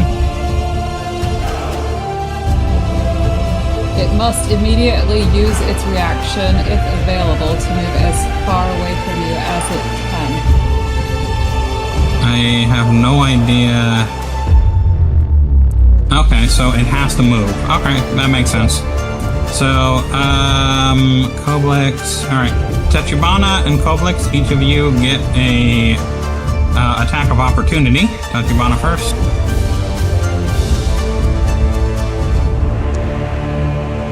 Ah, that's too bad. Koblix. I can only do a melee, right? Unless you have that one war wizard thing that let you use shocking touch, yes. I don't think I have that perk. Yeah, look it up later. But yeah, just melee right now. Okay. Yeah, you hit him.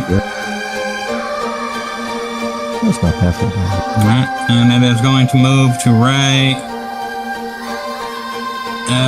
there. And Glow's turn now. Then Invisible Nosh is going to scamper 20 feet towards me. Oh, okay. Which I can't move him. Oh, Maybe. Oh, it's just really slow. Okay. Alright, and now it is Glow's turn. I'm just going to charge straight in with Glow. And just be like, stop. Hammer time. Oh, well, sucks to be him. Oh, he has inspiration. I'm using his inspiration.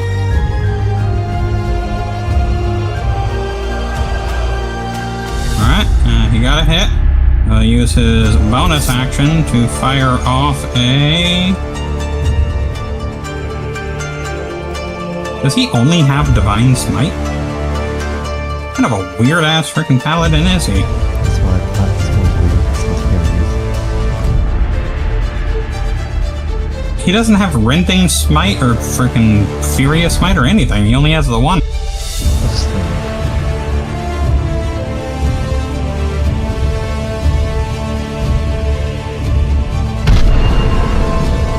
Okay, and then he is going to attack again. And miss. It is now your turn, Koblix.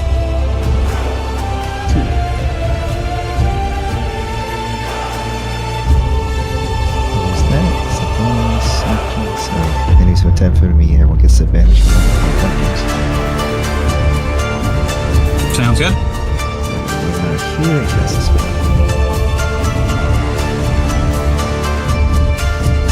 No cap. Oh, nice.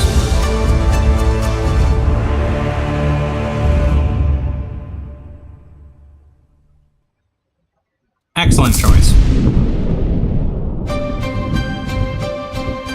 They both saved. Big decent damage, I have to say. Yeah, but the thing is, these guys don't have any dexterity, and I don't understand how they keep freaking evading death. They have 0 plus 0 to a dexterity. Their dexterity is 11. Alright, is that your turn, or did you want to use meta magic? Meta magic. Cast it twice. Absolutely could. You could also cast something else if you wanted to. Twin spell only works on single target spells, like Firebolt or Disintegrate. Quick spell makes it so you can cast any spell as a bonus action.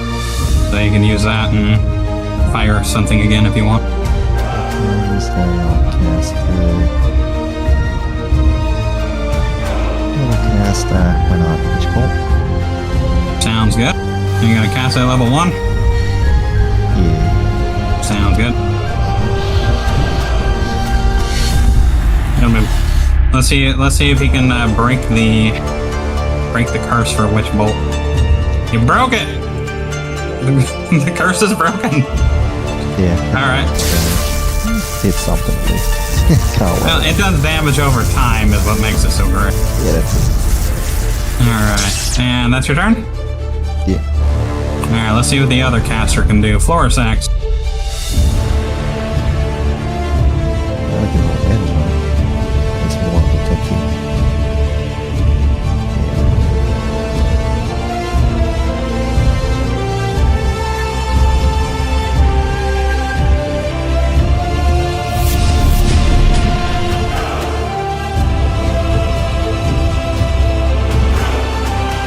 good shooting, Jim's magic missile. Is it just 2d4? No, it's supposed to be, let's see, 2d4. It's supposed to shoot that 4 times. I think that's another one of the broken ones. So just roll me a total of 4d4 more, and that'll be the total damage for that time, and I'll fix it later. Yeah, so total of 14 damage instead. That's better. I mean, still not the best spell, but, you know, whatevs. And I will make it so it does the proper amount of damage.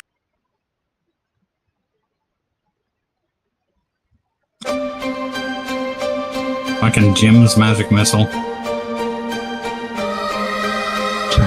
Poor Jim. Hey, I gotta admit, that was a pretty fun side quest there. Yeah, that's really fun. Acquisitions Incorporated is rather interesting.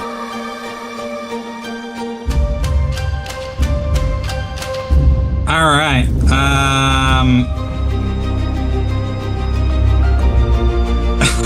I mean, your Insane Jester is a pretty fantastic character. We should flesh out his backstory sometime. Alright, it is now the other Yodo's turn. These ones are in the same predicament, so this one's going to run to here, then dash, then run to right here. And once again stare menacingly. And the final one, which is the same one that Bank originally attacked, is going to do a little bit of retaliation and try and slap the dwarf around a bit. Fail. Fail. Fail. Alright, you were one lucky little dwarf. Alright, and now Lucky Dwarf's turn. Alright, I'm gonna punch again.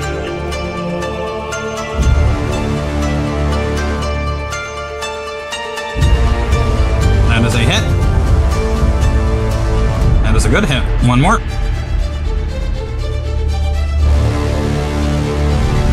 Good hit. And last one. Well, bonus action one, I should say. Well, 2 out of 3 is pretty good. It did a, what, 32 damage there? No, 31. Alright. It is now the Crystal Ookabuka's turn, and this one is closest to you, Kobelek, so you are going to regret standing there now. Yeah, if I gotta use that, I'll not take that damage. Oh, well, what about this one? Oh, okay. Well, alright, well, you made the right choice. It is now the other Ooga Pooga's turn, the one that is... Wait, is this one still running, or is it feared, or what is it now? Is it okay now? Isara? No, I think last. it's... Does Dissonant Whispers... Nope, it does not give it the frightening effect. It's just the reaction. Alright, so... it's very perturbed now, so it's going to run back in and use its dash to run straight at you, Isara. And now it's going to be looming over you until the next turn. Tachibana.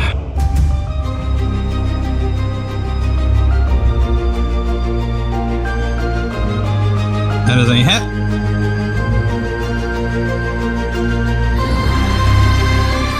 That is a heavy fucking hit, is what that is.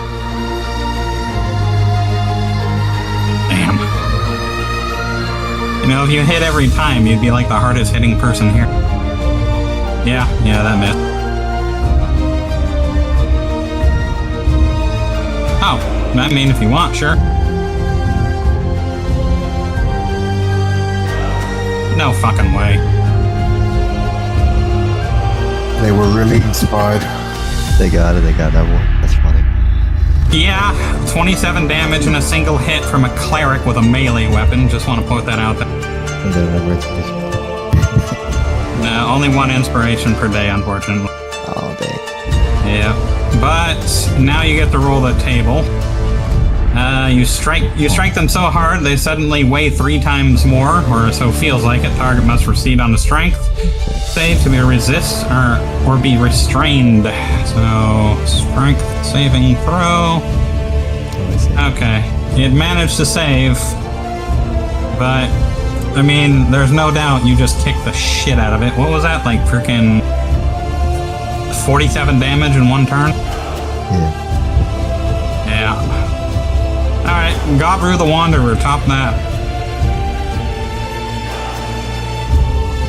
Don't think I can. You can try.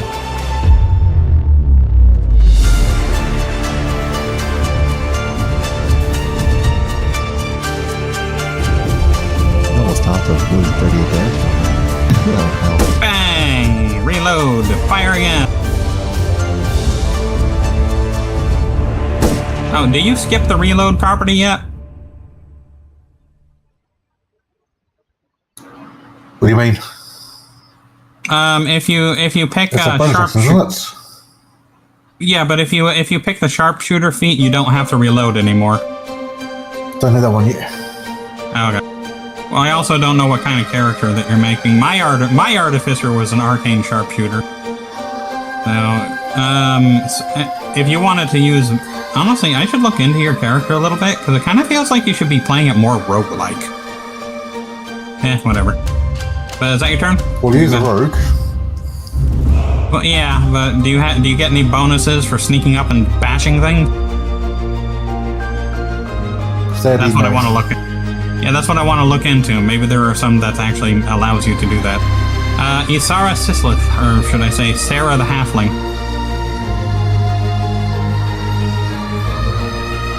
There's a very, very big, scary thing staring right at you.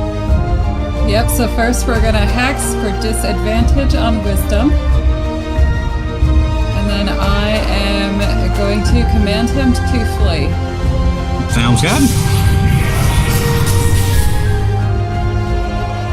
And that did not roll with disadvantage. Well, it doesn't matter because he failed it anyway. So we'll... Yeah, he's fleeing. So, Isara, go ahead and take your attack of opportunity.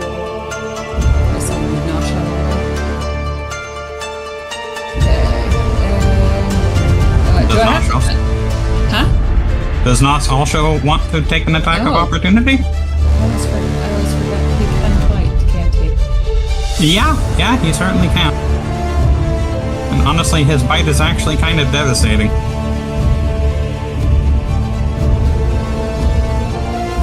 Wait a second, how did you just do that? What the hell's going on? I thought I was doing my attack of opportunity, no? Yeah, that has to be melee, unless you have like some... My brain's not. That's okay. Hold on, I gotta heal. There. Apply healing. Wait, no, that's too much health. How much damage did it just do? Oh, jeez. I don't know how much health it had because that... Yeah, but the thing is like, that did more damage than when that was necessary to kill it, so now I have... Alright, I'm just gonna set... Okay, go ahead and do your melee attack. Alright, unfortunately that is a miss. 13. So how about Nosh?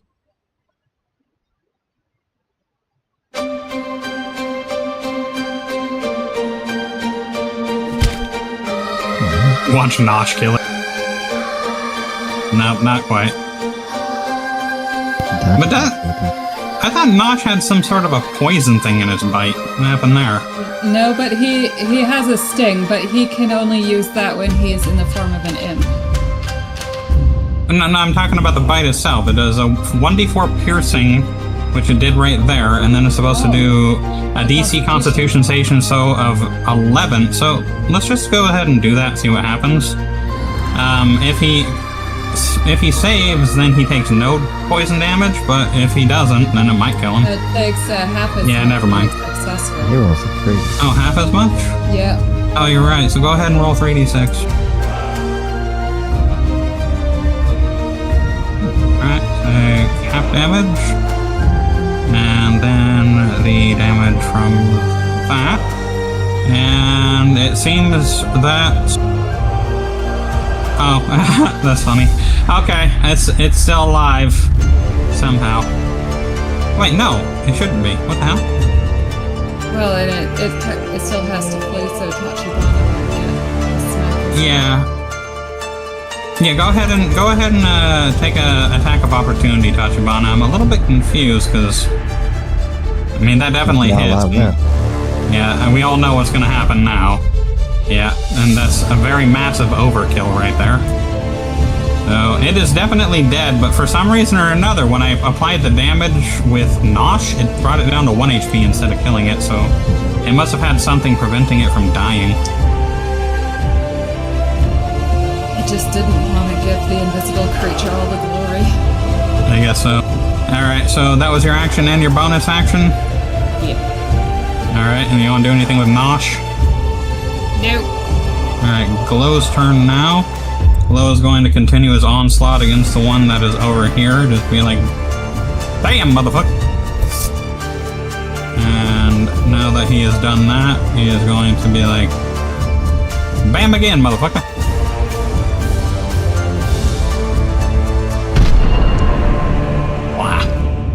And one more. Ah, miss. And Koblix, let's see what you got.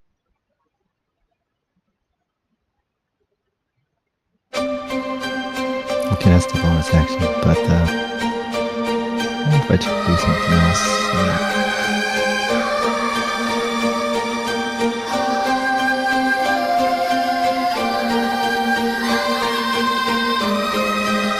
Yeah, no, that's just gonna put me from the hall.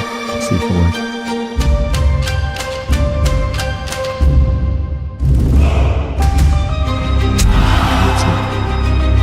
This would be not critical, or it gets some.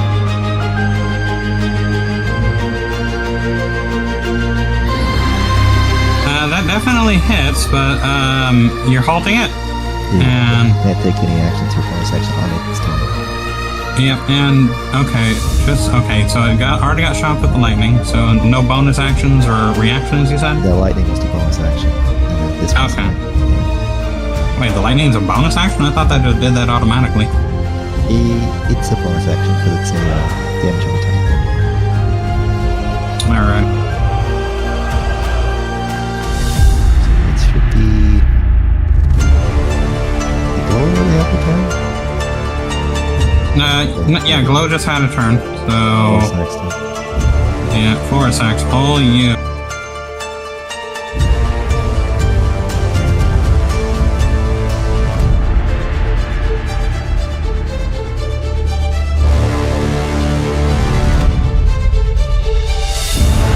Yeah, it definitely failed.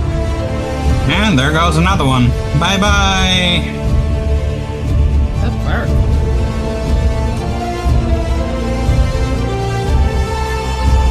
Yeah, it is a pretty goddamn fun one. Having the power to teleport people off cliffs is bullshit. Hey, it was a close game too. Alright, so Mr. Bone Shoulder. Gonna do a little smack. Miss and smack again. Miss and bite.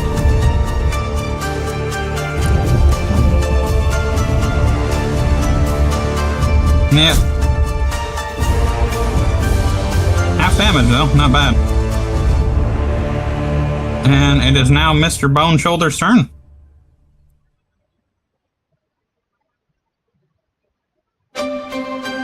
That is a hit.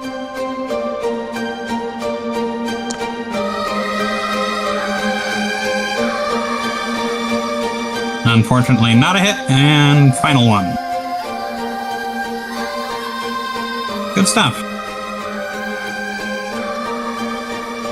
Alright, 26 damage in one go is not bad. Do you have anything else you want to do, or are you done? That's everything. I should also mention that shit that hits you takes damage. Did I set that up right? No, never mind. I'm sorry. I didn't set the plate or spike plate armor up correctly. But, oh well. It is now this other one's turn, so this one's going to take a bite out of Glow. Can you tell at the hall? I don't know if they can do that. Oh, that's right, you did. So instead of murdering Glow like that, I'm... Yeah, it's kind of like can't connect to the bonus action this time. Yeah, That's right, so... I guess he just skips his turn, basically. Yeah, hold on a sec. It looked like he did 30 damage to him. Yeah, he did. Plenty healing. Alright, so that's all that was him. Sorry, I forgot to actually apply the halt, but either way, the halt's gone now, but that is the end of his turn. Tachibana.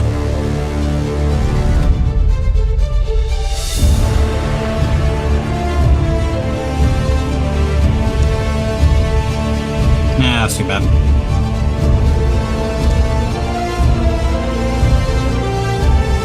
Is that it? I think he went 13. Yeah, she only gets a set number of bonus or set number of bonus strikes per day. I forgot the name of that, honestly. Oh well.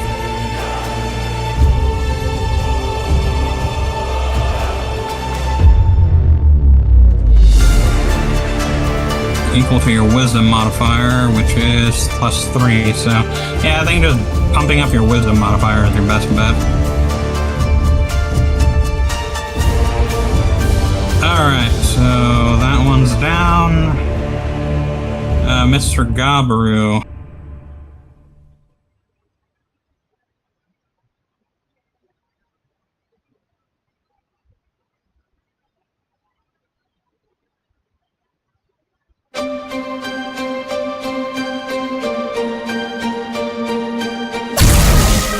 That is a strike. Always hits something. And so it does some decent damage. Not bad. Stop doing that. Doing what? Throwing low damage. Alright, unfortunate. Is that your turn? No. Because I'm feeling inspired. Yeah.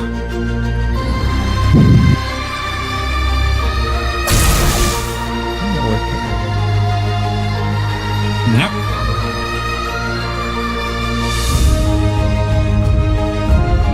Not bad. Okay. Is that your turn now? Yes. Alright, Isara.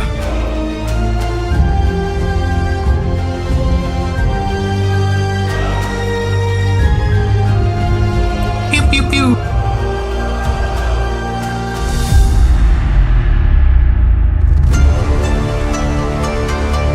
Unfortunate. Yeah. But at least, and I want to move next to him. Sounds good. Just to have disadvantage on anything wisdom related.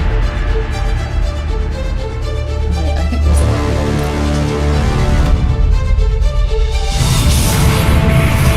There we go. Perfect. That your turn? Yep. Alright, Glow's turn now, and he's gonna do the glow thing. Smack. And of course, he will use his Divine Smite.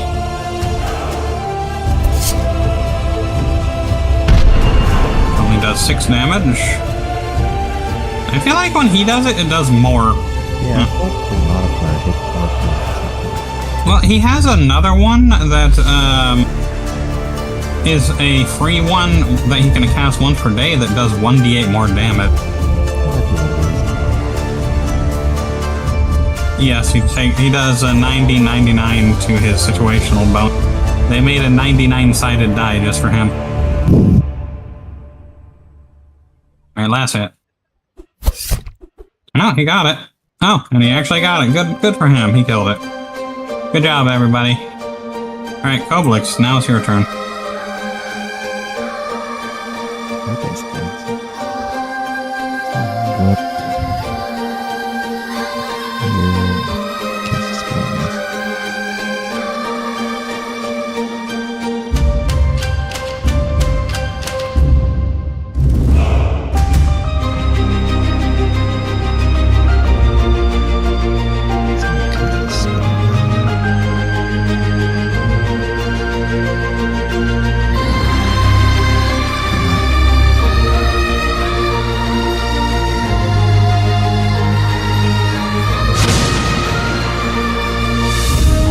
Good job. Oh no, saved, my bad. Save. Did decent. Did decent. Anything else? That's it. Yeah. Or Zax?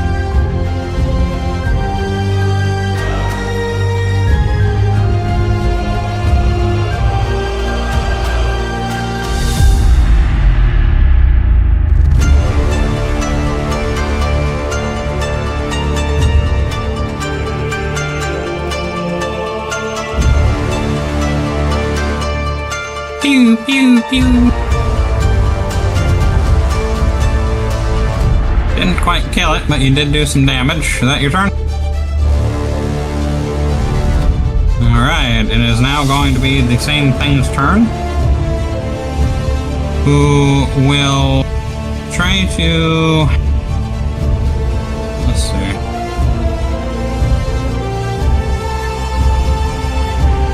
Just gonna try and smack Bengal again.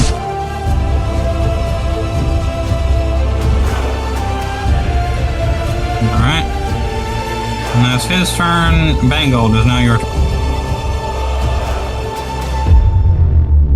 I'm gonna try to punch it.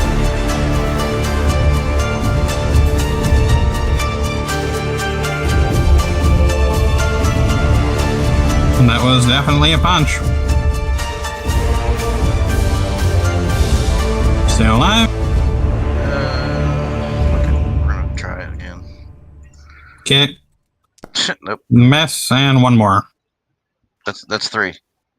Oh, my bad. Okay, Tachibana, your turn.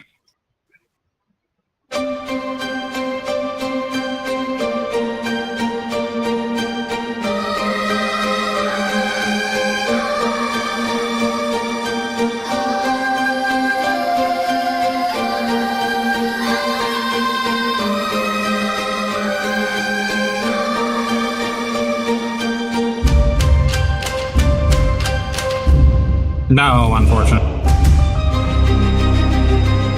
Is that your turn?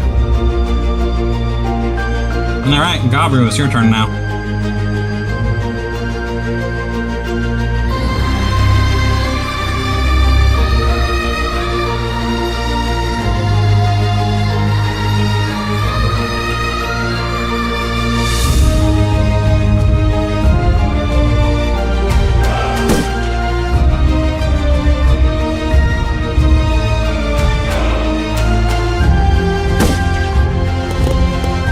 Good shot, Mike. Yeah, that killed it. Yeah, he really did. Yeah, he's super dead. And they do have a permanent scar. It's called a bullet in the brain. Alright, that ends that combat. We'll auto-assign...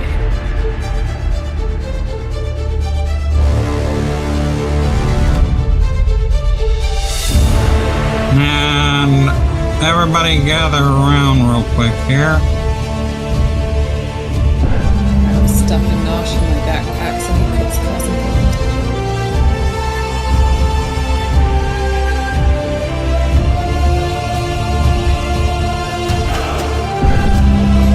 That one is for Bengal.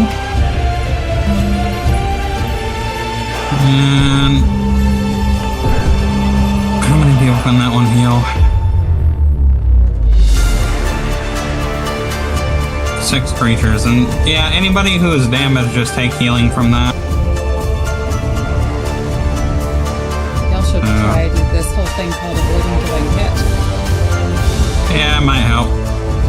Do you guys want to take a short rest or anything before you continue? I'm right as rain. I saved myself. Push her in the void. Teleport her in the void.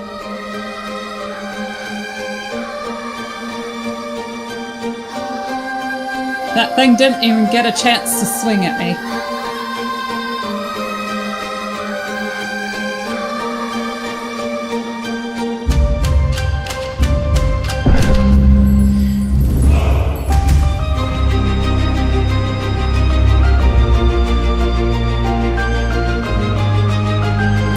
surprised that didn't happen to you.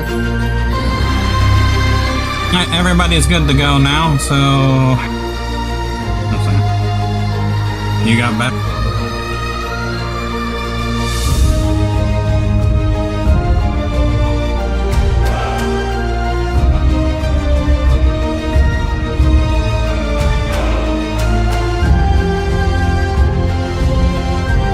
Looks like everybody is slowly moving on their way. This place is haunting. It might be. Creatures drop to the ground and you're revisited by the sensation of dread as you look into the crystalline abomination's flesh. You can feel that dark shadow creeping just beyond your line of sight. The sensation passes, and you shake the thoughts from your mind. The only path is forward. I don't know. We could go back.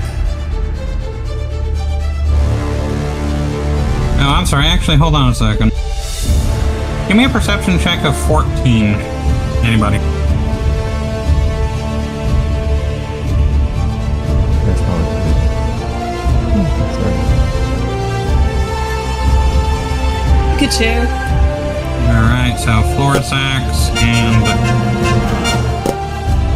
Sarah and Gabriel. Alright, so you look closer at the enemy. As you lean in for a closer look, you can feel the oppressive darkness from within the crystal trying to swallow you whole. The deeper you look, the more lost you feel, and the further drawn into this living shadow you are. And that's when you feel it, a presence that isn't the monster that you have slain, but something much, much worse. Your heart jolts, and you effectively pull yourself away, breaking whatever connection there was. So, looking into the crystalline monsters, you sense something further and deeper within them. Ready to move on? Yep.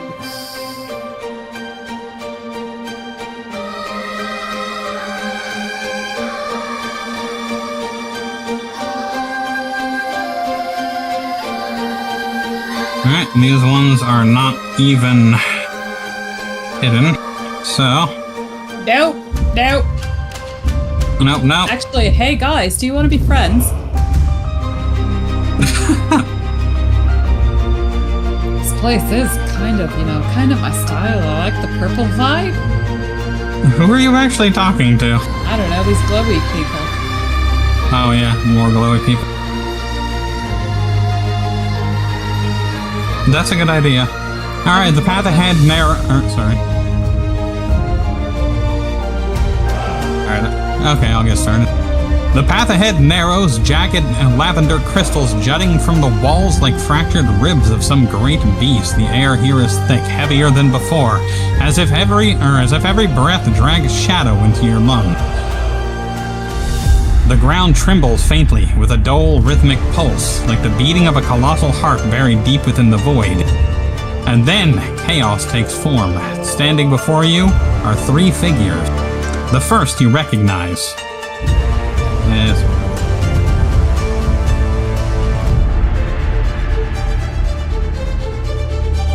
The man with the prosthetic arm, his stance unyielding, knuckles white as crystal hand flexes around the hilt of a blade. His eyes narrow at the sight of his enemy. Let's see. His eyes narrow at the enemy, caution or ebbing on the edge of caution. Besides him, a woman cloaked in darkness, raven black hair spilling down over her robes embroidered with sigils and wreaths that writhe faintly when you look too long. Her pale face is illuminated by the blinding glow of her eyes, which burn like moons. With each gesture of her hand, the weave itself shudders, magic rushing to her fingertips faster than you've ever witnessed. Where is she? Right here. And, give me an insight check, just whoever wants to roll.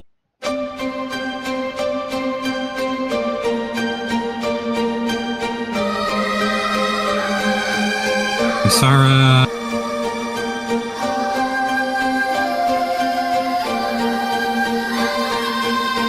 I guess Justy Sarah? Isara and Gabru.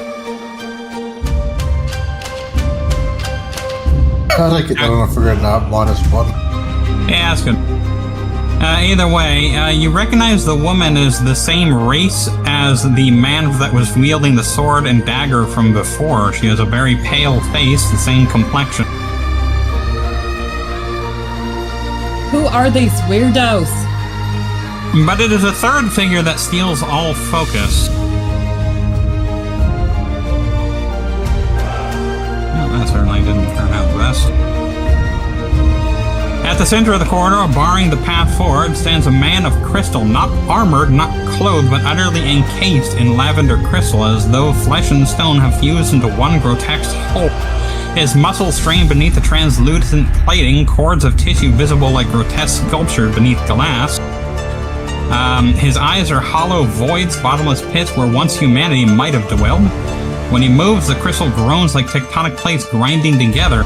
As you watch, you hear one of them, the one with the crystal prosthetic arm, speak.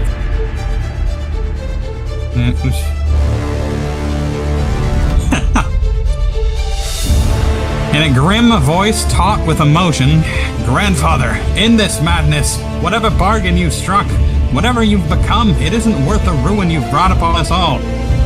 The man, encased in crystal, is smiling faintly, voice echoing strangely as if layered with another presence.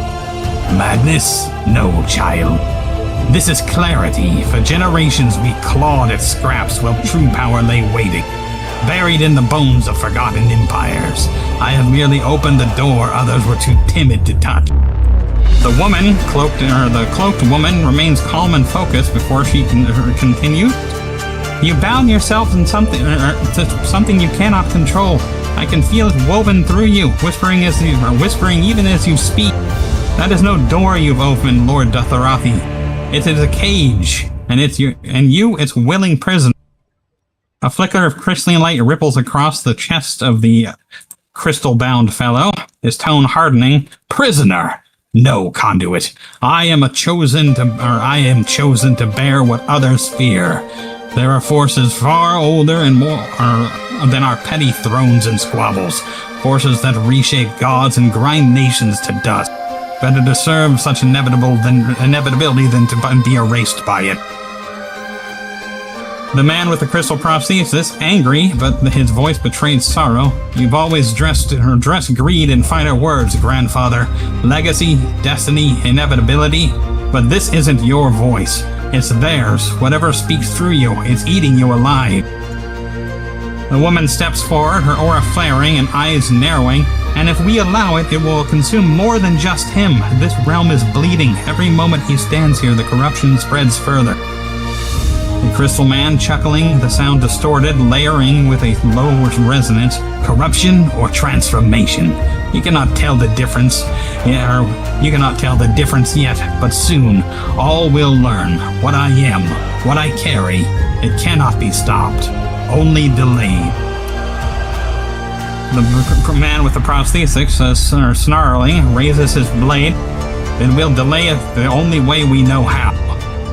The woman's voice rising with iron resolve. "History will not remember you as a prophet, Shaddon.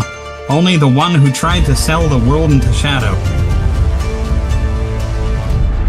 The crystal entity, now known as Shaddon, his void black eyes fixed on both of them, voice dropping to a whisper that chills the air. "History won't matter when there's no world left to remember it." As you watch the ghostly illusions converse, you suddenly shudder and it quickly escalates to a violent, uneven shaking before appearing where they first stood, where the spectacle began. A moment later, the man in the crystal prosthetic begins to recite everything he said from the beginning, in an apparent loop.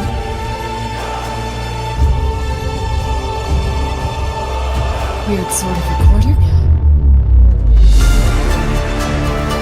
Anyway, we want to take a vote on the odds of that interesting fella being the presence we are sensing. It does seem likely.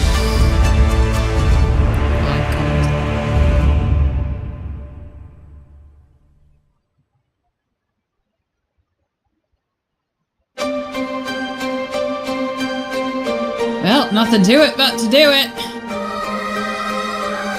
Oh yeah? What you gonna do now?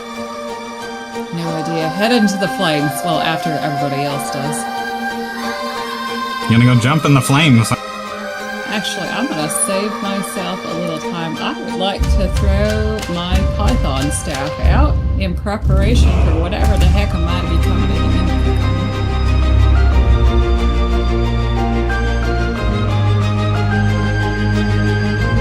We're just gonna continue because we only got a little bit of time and quite a bit more to get through. Oh, and I can't drink him out. Anytime about you. Oh, no, I got two of them. Here, I'll get rid of one. Alright, so Tachibana, you were past the point of no return, so are you, Koblik, so are you, Florisac. So you guys just wait there until everybody else decides what they want to do. I'm definitely hanging on that. Not a What is choice. Not a choice? God damn it. Crystal in my pocket, is it turning my leg into purple crystal? I can't move my token. Well, don't you suck. Oh, because you're under my giant python.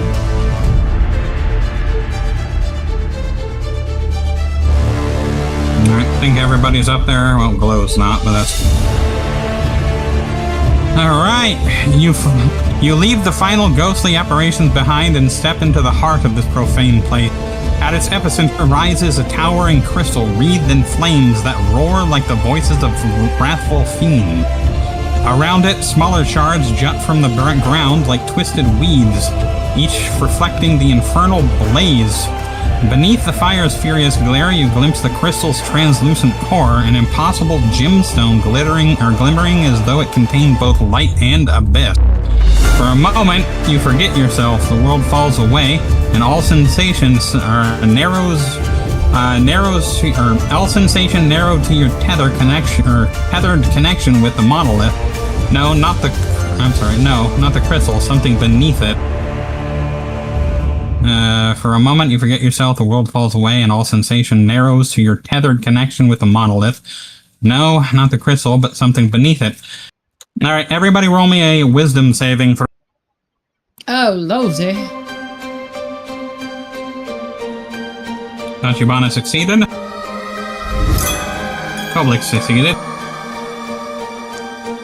Florisax. Gabru failed. Isara failed. Of course, one of the things I'm good at. Yeah, let's see. Is that everybody? 1, 2, 3, 4. Who didn't roll? Well, Glow needs to roll, I guess. Floating away into the abyss. Alright, so Glow also failed.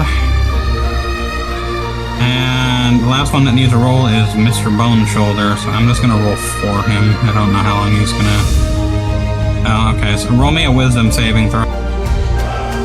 At the top, you can just hit the shield that's beneath the wisdom set. Alright, so you failed as well, so... There's... I'm just gonna do it this way.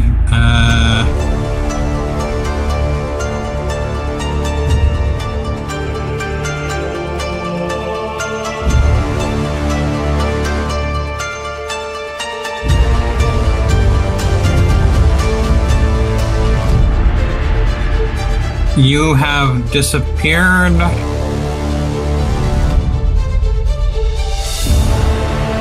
Let's see. Glow disappeared. Tachibana succeeded. Koblik succeeded. Florisax succeeded. Gabru failed. So, Gabru. You disappeared. Isara. You disappeared. Probably disappeared and lost my mind. I think that's everybody, right? Alright, so Those of you who succeed, your eyes snap wide as you pierce the veil of the firelight. Within the lavender shell, you see it. A shadow so absolute that no light escapes its grasp. It sees like a fog of perfect blackness, trapped yet alive, pressing against its prison as though eager to bleed out into the world. You are able to snap back and save yourself from being pulled within, but those of you who have failed, you stare too long. The flames, the shimmer, the surface all dissolve into black within. As you peer deeper, it peers back. The void beneath the surface grips you, pulling you into its fathomless darkness. Your mind shudders, your body quakes, and the sensation of falling seizes you. Endless, cold, devouring depths swallowing you whole until there is nothing. No sound, no breath, no self, only absence. So, Bangle is in the void, Gabru. Who else is? Isara. And Glow. So all of you who are left,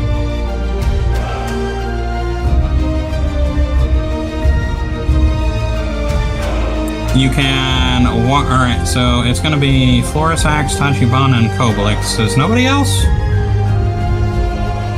Pretty much, just Yeah, it seems like it. So you three are going to have to figure out what's going on. So we'll just go ahead and throw you into... yeah, I'll just roll for everybody. Oh my god, there's really only 2 of you out here. I guess it doesn't even matter for... Yeah, turns don't even matter. So, the 2 of you need to discuss on how to deal with this... problem. It's really big. Alright, Florisac, Koblix, and Tachibana, all 3 of you make another wisdom saving throw. I didn't notice it. Barely. It's fine. And Florisac. Alright, each step towards the crystal feels heavier than the last. The great lavender shard burns with an inner fire, its translucent surface revealing the shadow within, a dark so absolute it seems to swallow even the light and flames around it.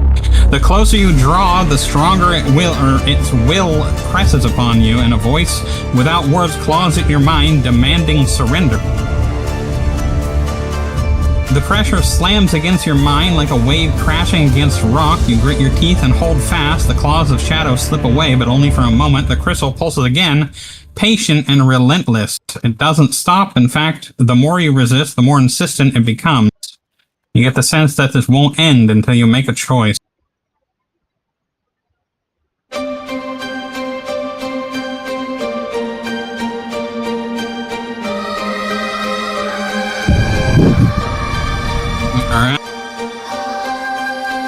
So your casting of dispel magic feels similar to a drop of water dripping into the ocean. Whatever magic is causing these flames and this power is far, far beyond you.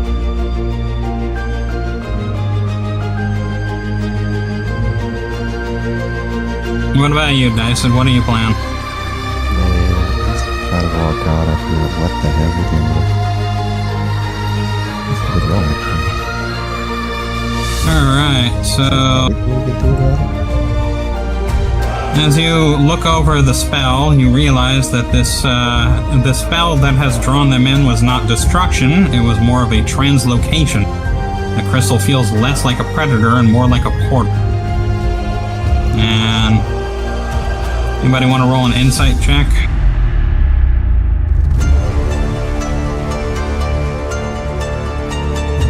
Hell, Koblix got it though.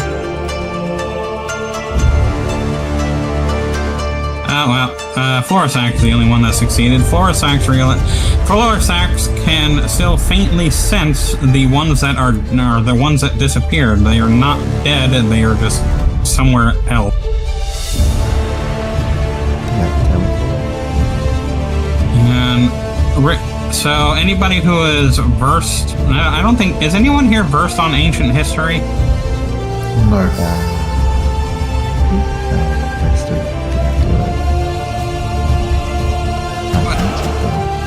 give it a try, Koblitz. Maybe you can get high enough to actually learn what needs to be done. Nope, you don't. But the more you study it, the clearer it becomes. This isn't about fighting back. And now you can decide what you want to do from... Oh, you want to use guidance? You want to roll again? Yeah, sure. Don't worry. Yeah, roll and then add a plus D. Well, I guess it doesn't even matter, but... Okay, do I have to roll thing? No, it's 17. Yeah. Yes, you do click the dice. But yeah, well, if you click the dice roll thing, we just add it, but... Ah, that's cool. Never mind.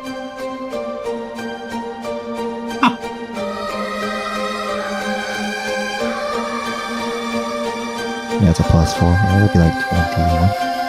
Yeah, well, it's plus 1d4, so you'd actually have to roll. But it doesn't matter because you already... Yeah, it'd be 18. You recall reading about emissary rites where initiates surrender themselves across the veil. This feels eerily similar. Some kind of right? Okay. Alrighty. Most of it.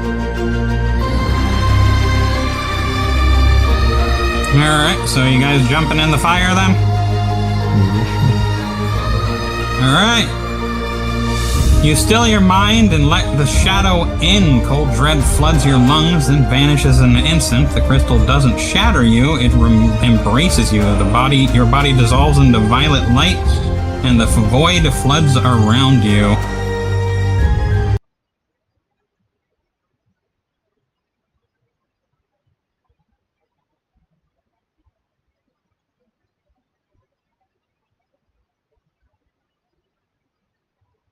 Rather than being destroyed, you feel yourself drawn inward. Is his character here? I don't think I put it in. No, I didn't.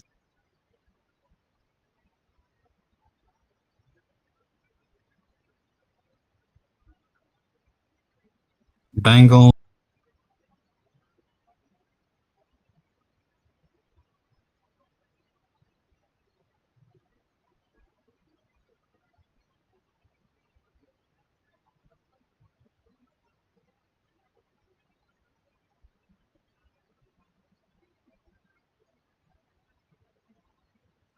The world reforms around you in a circular cavern, its walls encased entirely with jagged lavender crystals that pulse faintly and as though alive. The air is heavy, each breath feels labored, dragged into your lungs like lead. Almost immediately, you sense it, a presence in the center of the chamber, vast, overwhelming, demanding.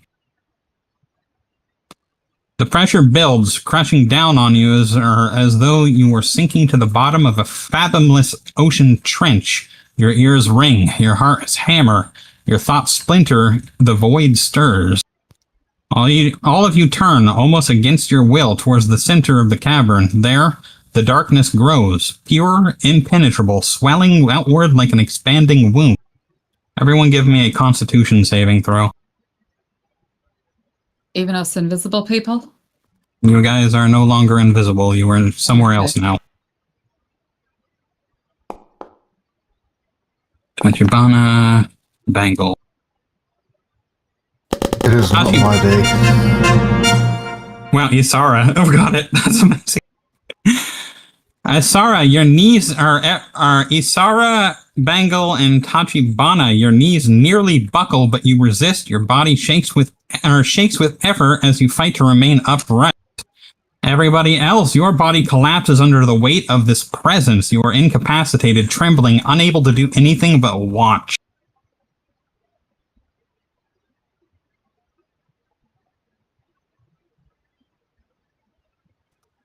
A low hiss fills the cavern as blood-red fog bleeds from the heart of the darkness, spreading like a liquid fire through the void.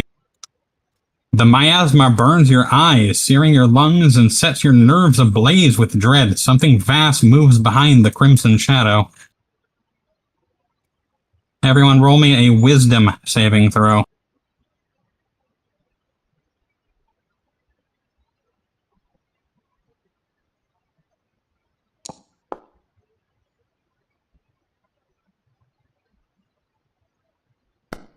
Tachibana.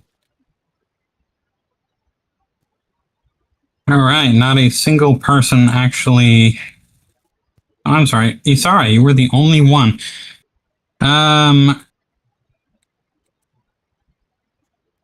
So everybody who rolled below a 20... The terror roots you in place. You are paralyzed, unable to look away. Your mind screaming as your body refuses to obey. But Isara, It's fear takes cackling hold. madly with pride. Yeah, the fear takes hold, but you master it barely. Still, your eyes cannot tear away. For a heartbeat, the shadow seems to settle. You feel the enormity of the thing contained within. Vast as a mountain, deep as a sea. A fleeting hope sparks in your chest that perhaps it is stilled, and perhaps that the danger is fading. And then, from the fathomless dark, two eyes ignite.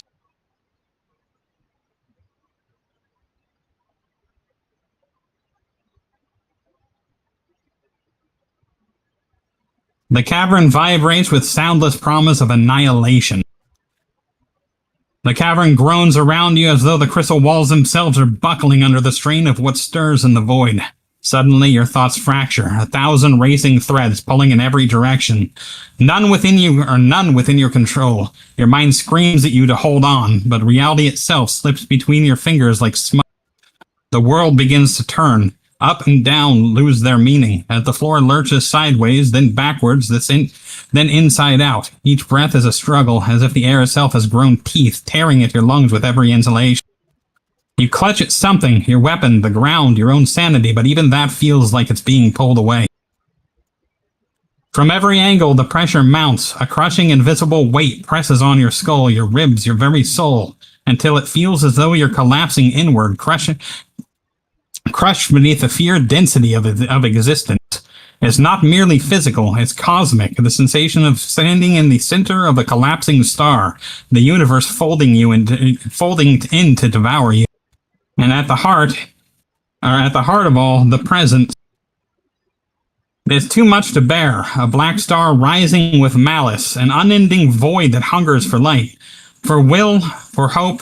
Your every instinct tells you to surrender, to let yourself be consumed, to accept that the resistance is futile, and you feel your you feel your thoughts bending towards the inevitability, your body shuddering as despair takes root. Your vision flickers, faces blur, the world dissolves. Just as you tether to self begins, or just as the final tether to self begins to snap, everything loses focus. The cavern, the crystal, even your own body drift into nothingness. And even truth dawns. It isn't that you're being destroyed, but that you've been taken. The presence envelopes you completely, folding you into itself. The last thing you feel before the void swallows is all yourself unraveling. Every fear, every memory, every doubt laid before you, something vast and terrible to claim. Isara! She 100% thinks Dendar is calling. The void around you contracts into a suffocating darkness, the oppressive weight folding inward until only two shapes remain. Eyes, vast and lidless, glimmering like twin abysses cut into the stone of eternity. You've seen them before, not here, not now, but long ago, when your scales were still soft from the shell. The memory not of this world, but imprinted upon your hatching. Eyes in stone, watching, waiting, promising. The pressure of the void coils around you like a serpent constricting its prey. A voice slithers into your thoughts, not spoken aloud, but a heavy in your bones, impossible to ignore. Daughter of the scales and shadow, you have carried me since the first hiss of your breath. Do you remember? The stone remembers. The dream remembers. The serpent hungers. A rush of alien heat flashes through your body as though your blood set aflame with venom. The eyes pulse and the darkness writhes like an endless coil. The voice, strong and curling in your mind, feed the dark, sow the dream. Every nightmare is an offering. When the last light falls, we rise together. And then, like a dream upon awaking, your eyes snap shut, and you are left adrift once more in the crushing void, and their echo lingers in your chest like a heartbeat that isn't yours. Glow's not here, but I will read his anyway. Glow, the void twists, and suddenly, like a crushing blackness, gives way to light. Not the warmth of day, but the cold, ordered brilliance of the Empire at its height. Before you stretches a sprawling city of stone and crystal, towers gleaming like a frozen lightning, streets live with a murmur of thousands of voices at its heart. A monolith rises above all other. A great crystal tower pierces the heavens. Its facets shimmer like with otherworldly light. Your perspective is wrong. You realize you are lying down, your body rigid, unmoving. You can see, you can think, but you cannot move. Sleep paralysis, if such a thing could exist for one like you. Around you, row after rows of bodies like yours, forged figures, identical in form, cold and still as statues. The wagon creaks beneath you as you roll forward, its wheels clattering on stone. The wagon bears you and the others onward, inexorable in its path, until at last you stand before the crystalline tower. Slowly, impossibly, the vast doors shimmering light parts, and you are brought inside. The moment the threshold is closed, the sensation hits you, a pressure so familiar it claws at your very soul, the very same presence that now crushes you in the void. Vast, immeasurable, endless, it burns against your thoughts like a branding iron, reminding you this feeling has been with you before, and perhaps it never left. A voice coils faintly in your mind, less words than command impressed upon your very being. You were made to witness. You were made to serve. Even now, you return to me. The vision shudders, cracks like glass, and you are left gasping with gasping in the present darkness, the echo of the tower looming in your memory. Gabru! The shadows coil around you, stretching into long, endless corridors of stone. You recognize the smell of the deep earth, the damp, the musk, the chill of the cavern air. Before you, a cloaked figure moves swiftly, footsteps echoing like in the dark. Though you cannot see their face, something in the slope of their shoulders, in the cadence of their stride, claws at your heart. Celerine, it must be her. You try to call out, but no sound escapes your lips. The figure turns a corner, vanishing into a twisting hall, and all instinct surges. You run, chasing them through the corridors that seem to rearrange themselves with every step. The wall glistens faintly as if sweat dripping from the stone, and each turn tightens the knot of dread in your gut. At last, the pursuit ends. The passage opens to a vast temple chamber, its ceilings lost in the shadow. At the far end stands the figure, still cloaked, still with her back to you. For a moment, you dare to hope. You take a step closer, heart pounding like war drums, but as you circle around, your breath catches. The face beneath the hood is not Serlene's, not as you remember it, but instead, a mask of the lavender crystal stretches across her features, smooth and featureless, reflecting the faintest gleam of light, and then, as you stare into the blank slate, the mask shifts. Twin eyes flare open within the black crystal, black as void. Burning with terrible light, they lock onto you, piercing through marrow and memory. And in that instant, you feel them dragging you closer into the abyss gaze that swallows everything. The temple crumbles into nothing, and there is only the mask, only the eye. Koblix, the void softens around you, stretching into a single endless corridor of polished stone. Each step echoes like a bell in the stillness, and sorry, one second.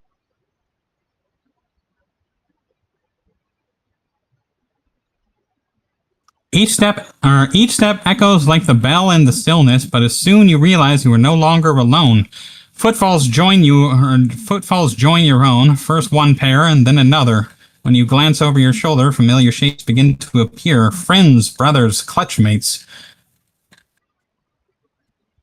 Long thought lost. Their faces glow faintly in the dim, their eyes alight with recognition. One by one, they fall and step beside you, the corridor filling with kinship and belonging.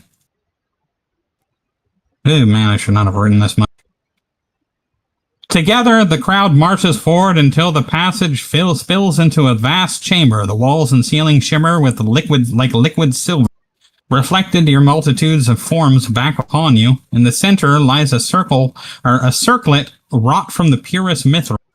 Flawless and radiant, its surface are glowing with an inner light, and the air thrums with power so deep and ancient that it vibrates in your bones like the heartbeat of a god.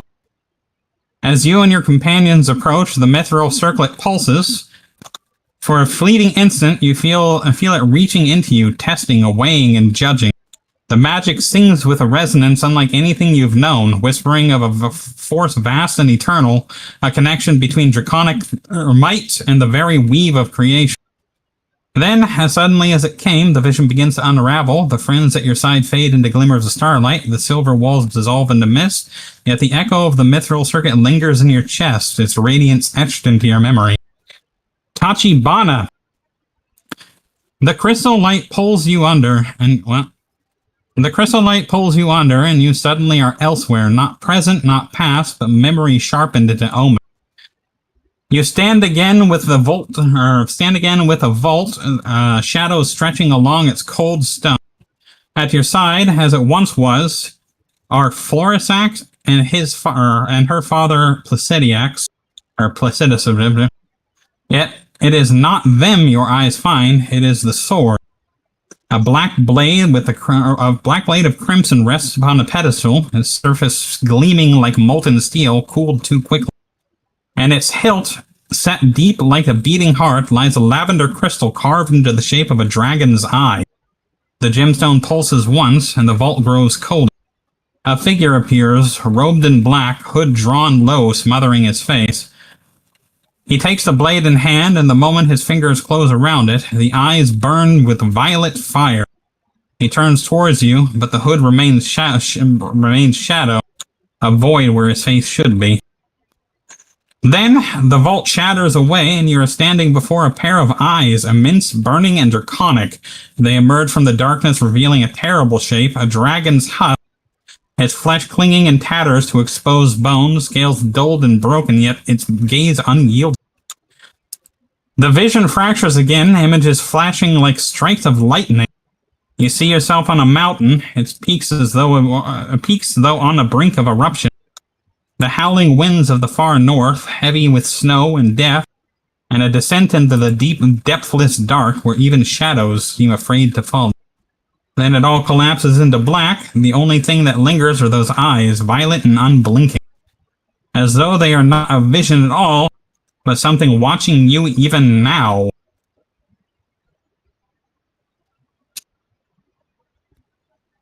The path twists back into the heart of the crystal-choked cavern. You realize instantly that this is the same chamber where you first felt the suffocating weight of the abyss pressing on your mind, but this time, there is no moment of stillness, no whisper of warning. The void stirs, so you guys are back in this main room now. A violent surge lashes out from the black heart. At the center, a wave of malice that claws your bones like hooked chains. The pressure builds with every breath, heavier and heavier, until it feels as though the very air itself seeks to crush you flat. The walls of lavender crystal groan in protest, fracturing faintly at the realm itself cannot contain what is waking. There is no escape, no path to flee, no shadow to hide within. The chamber itself bends around you, closing off all hope of retreat. The only thing that remains is the endless dark pulsing at the heart of the room, and the sense that its attention has turned fully, hungrily upon you. The presence presses deeper, invasive, gnawing at the edge of your mind. Every instinct screams that you are prey caught in the gaze of a predator too vast to comprehend. Then the silence breaks. A low resonant hums from the void, like the toll of a funeral bell, shaking dust from the cavern ceiling. The two immense eyes, bright as twin embers, flare to life in the blackness, locking onto each of you in turn. There is no doubt anymore. The entity is awake. The crushing tide in its hostility surges outward. The cavern shuddered as though it is to recoil from its power. The air smells of iron and tastes of ash at the back of your throat. You feel the entity's will lashing out at you like a storm, demanding submission, demanding silence. But you are here now, and the void will not let you walk away. Roll initiative. Do you need to catch your breath? Nope, I'm good.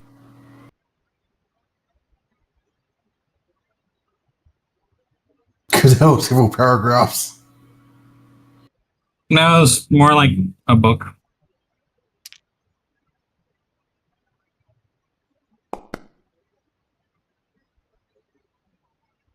Bengal.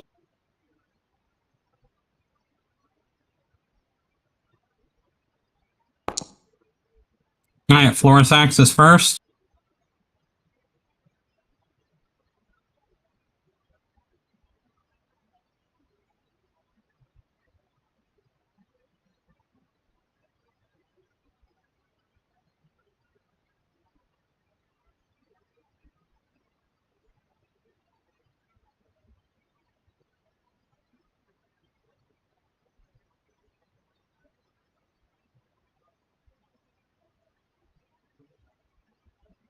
Yeah, you can move and attack as usual for now. You still feel the crushing void, but it's not literal. Alright, Okay. sounds good. Have a good night. We're about done anyway.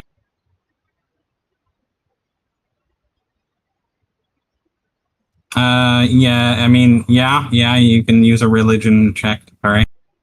You gonna do that?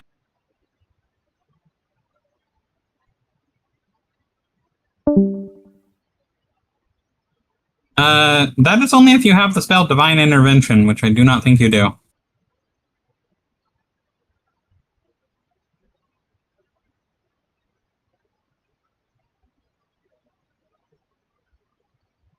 Alright.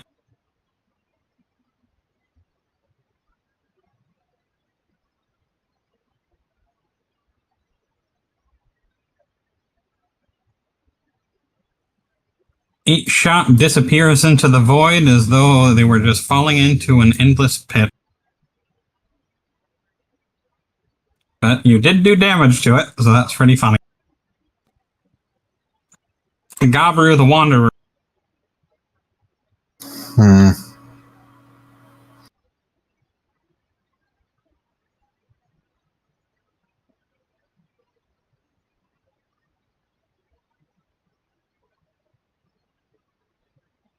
What can I do? Well, running is not an option, so I assume attacking.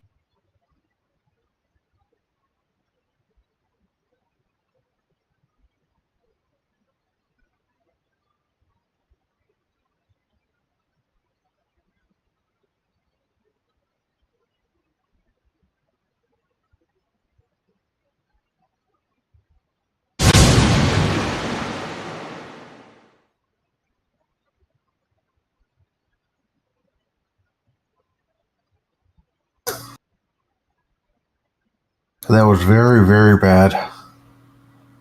You hit it. Is that your turn? Yep. You saw it. I don't know. I think she might just still be cackling madly high on life here. You want to just do that and skip your turn? So, would she still be under the impression that this, like, is she still seeing that this might be the serpentine figure? Impression. Is that what she's saying? What exactly am I saying? Well, the vision has shown you that this is indeed exactly what you think it is. As far as you know. Yeah, so then I would not attack it. Alrighty. Tachibana.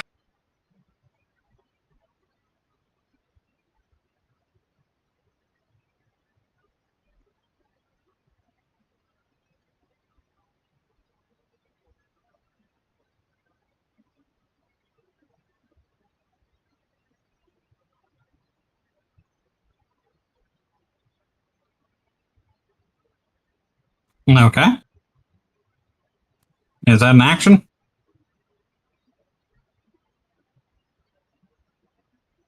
Cool.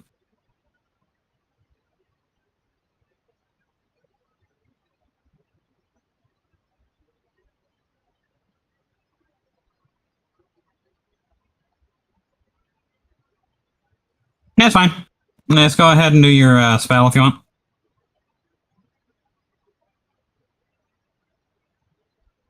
Oh yeah, a magic action is an action. But it really doesn't matter, so if you want to cast a spell right now, go right ahead.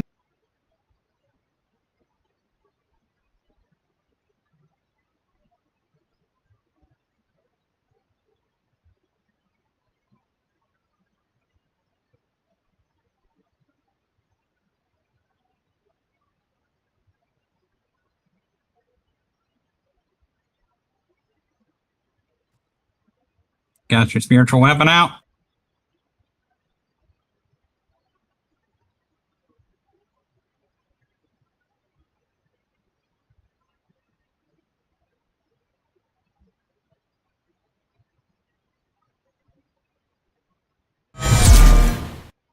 Cool.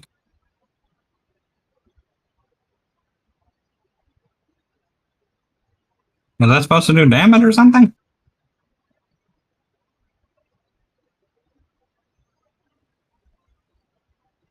Did it not give you the option? Hold on, that's a level 2 spell, right? Yeah, hold on a sec. Mini summon.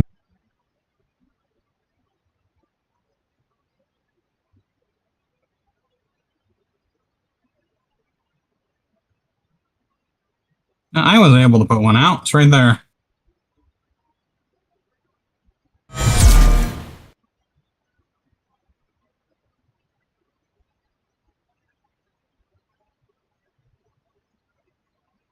Can you see the one that's like right there?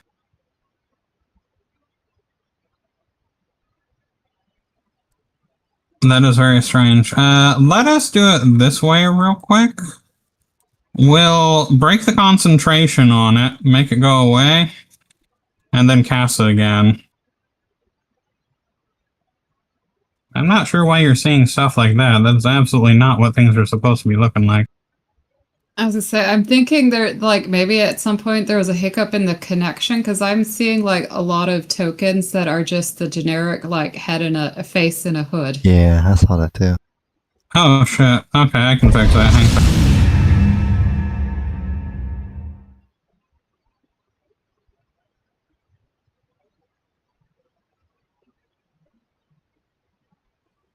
As everybody's over here, I'll move them back.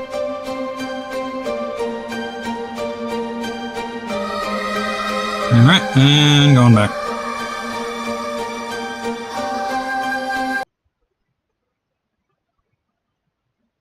Wow, that looked totally different than what it was before. Yeah, kind of. Oh, I mean, like, the thing before did look very void. Yeah. Yeah, that looks a lot more better. Can you see it now? A little sword here.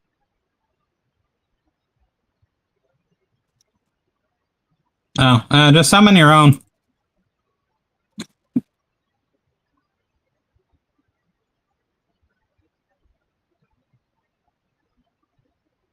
Don't use a spell slot.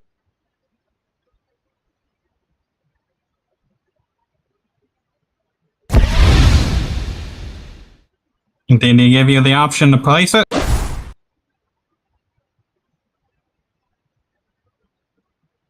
Try again. Just press it again, see if it gives you the summon option.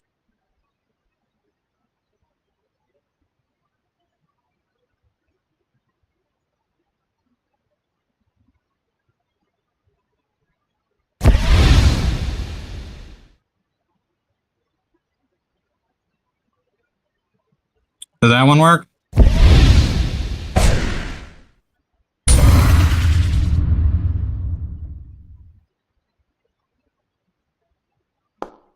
I win.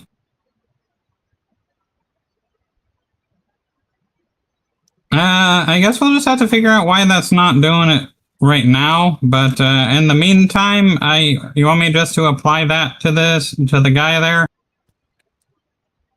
All right. So we'll apply it. Go ahead and roll the critical strike thing. Why not?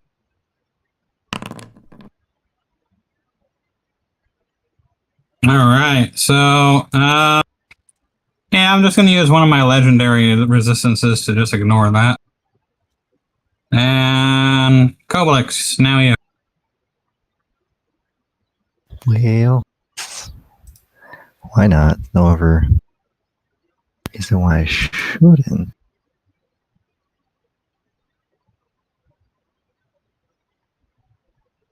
Yeah, I'll probably quicken spell then. Go cast this as a bonus action.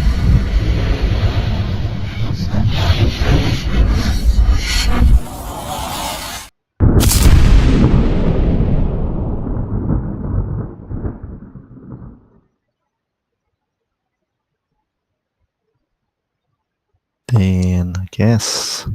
I guess cast shatter as an action.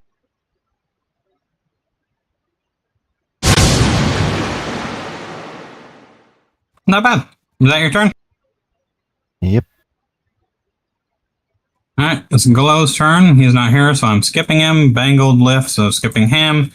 Bangle's gone, and, well, yeah, it was fun.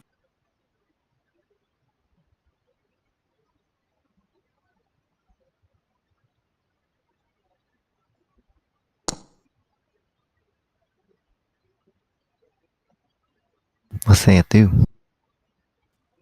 Didn't read it?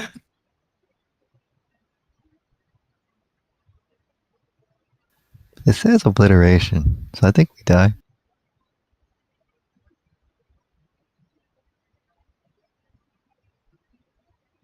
Nah, it's not showing the chat description. I'll just copy and paste it.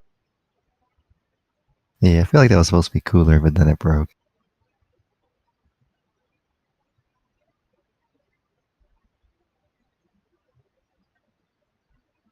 Oh, we did die. Ooh. Yep, everybody's dead. Cool. Alright. So, after that very jarring situation, the entire all of reality goes black. There's no noise, no sight, nothingness. But moments later, you feel yourself being drawn away until you suddenly snap back at attention and realize you are still standing in your camp. Brigandier is still standing there with the stone in his hand, staring at all of you like he has no idea what is going on. And that is where we will end this time.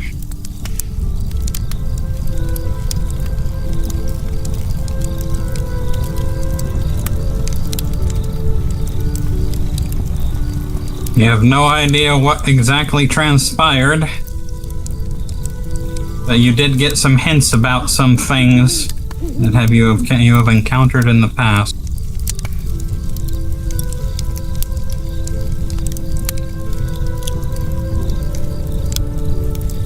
Could I get the last bit that supposedly Adendar would have told Sarah? Yeah, I'll copy and paste it to you. Thanks. I'll do that for everybody, honestly.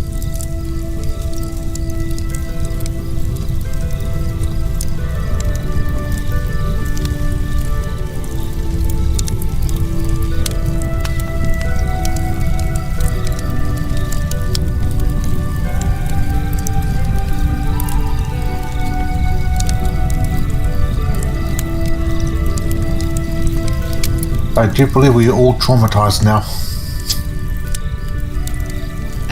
I think Sarah's a bit more emboldened. She is going to be high on life.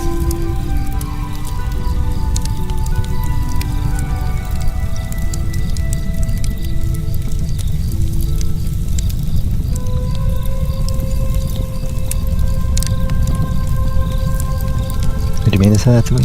Oh yeah. Well, okay. Yeah, that's your vision. Cool.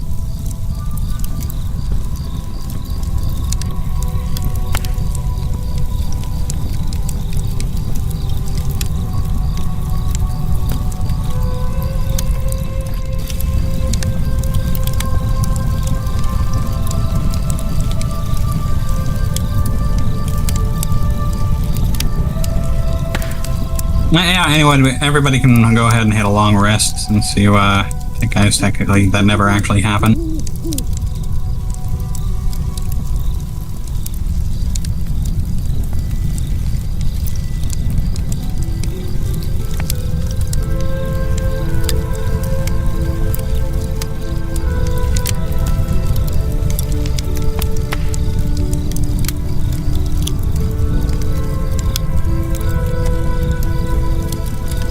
You know, I think that's exactly what happened.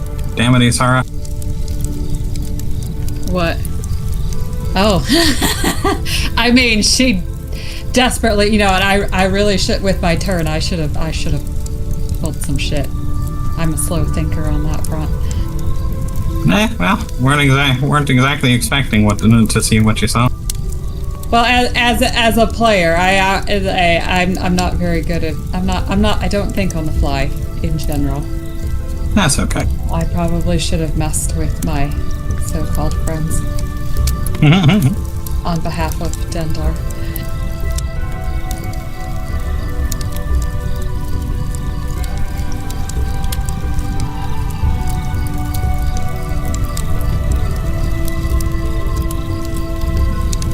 Well, let's see. Getting pretty close to a level already.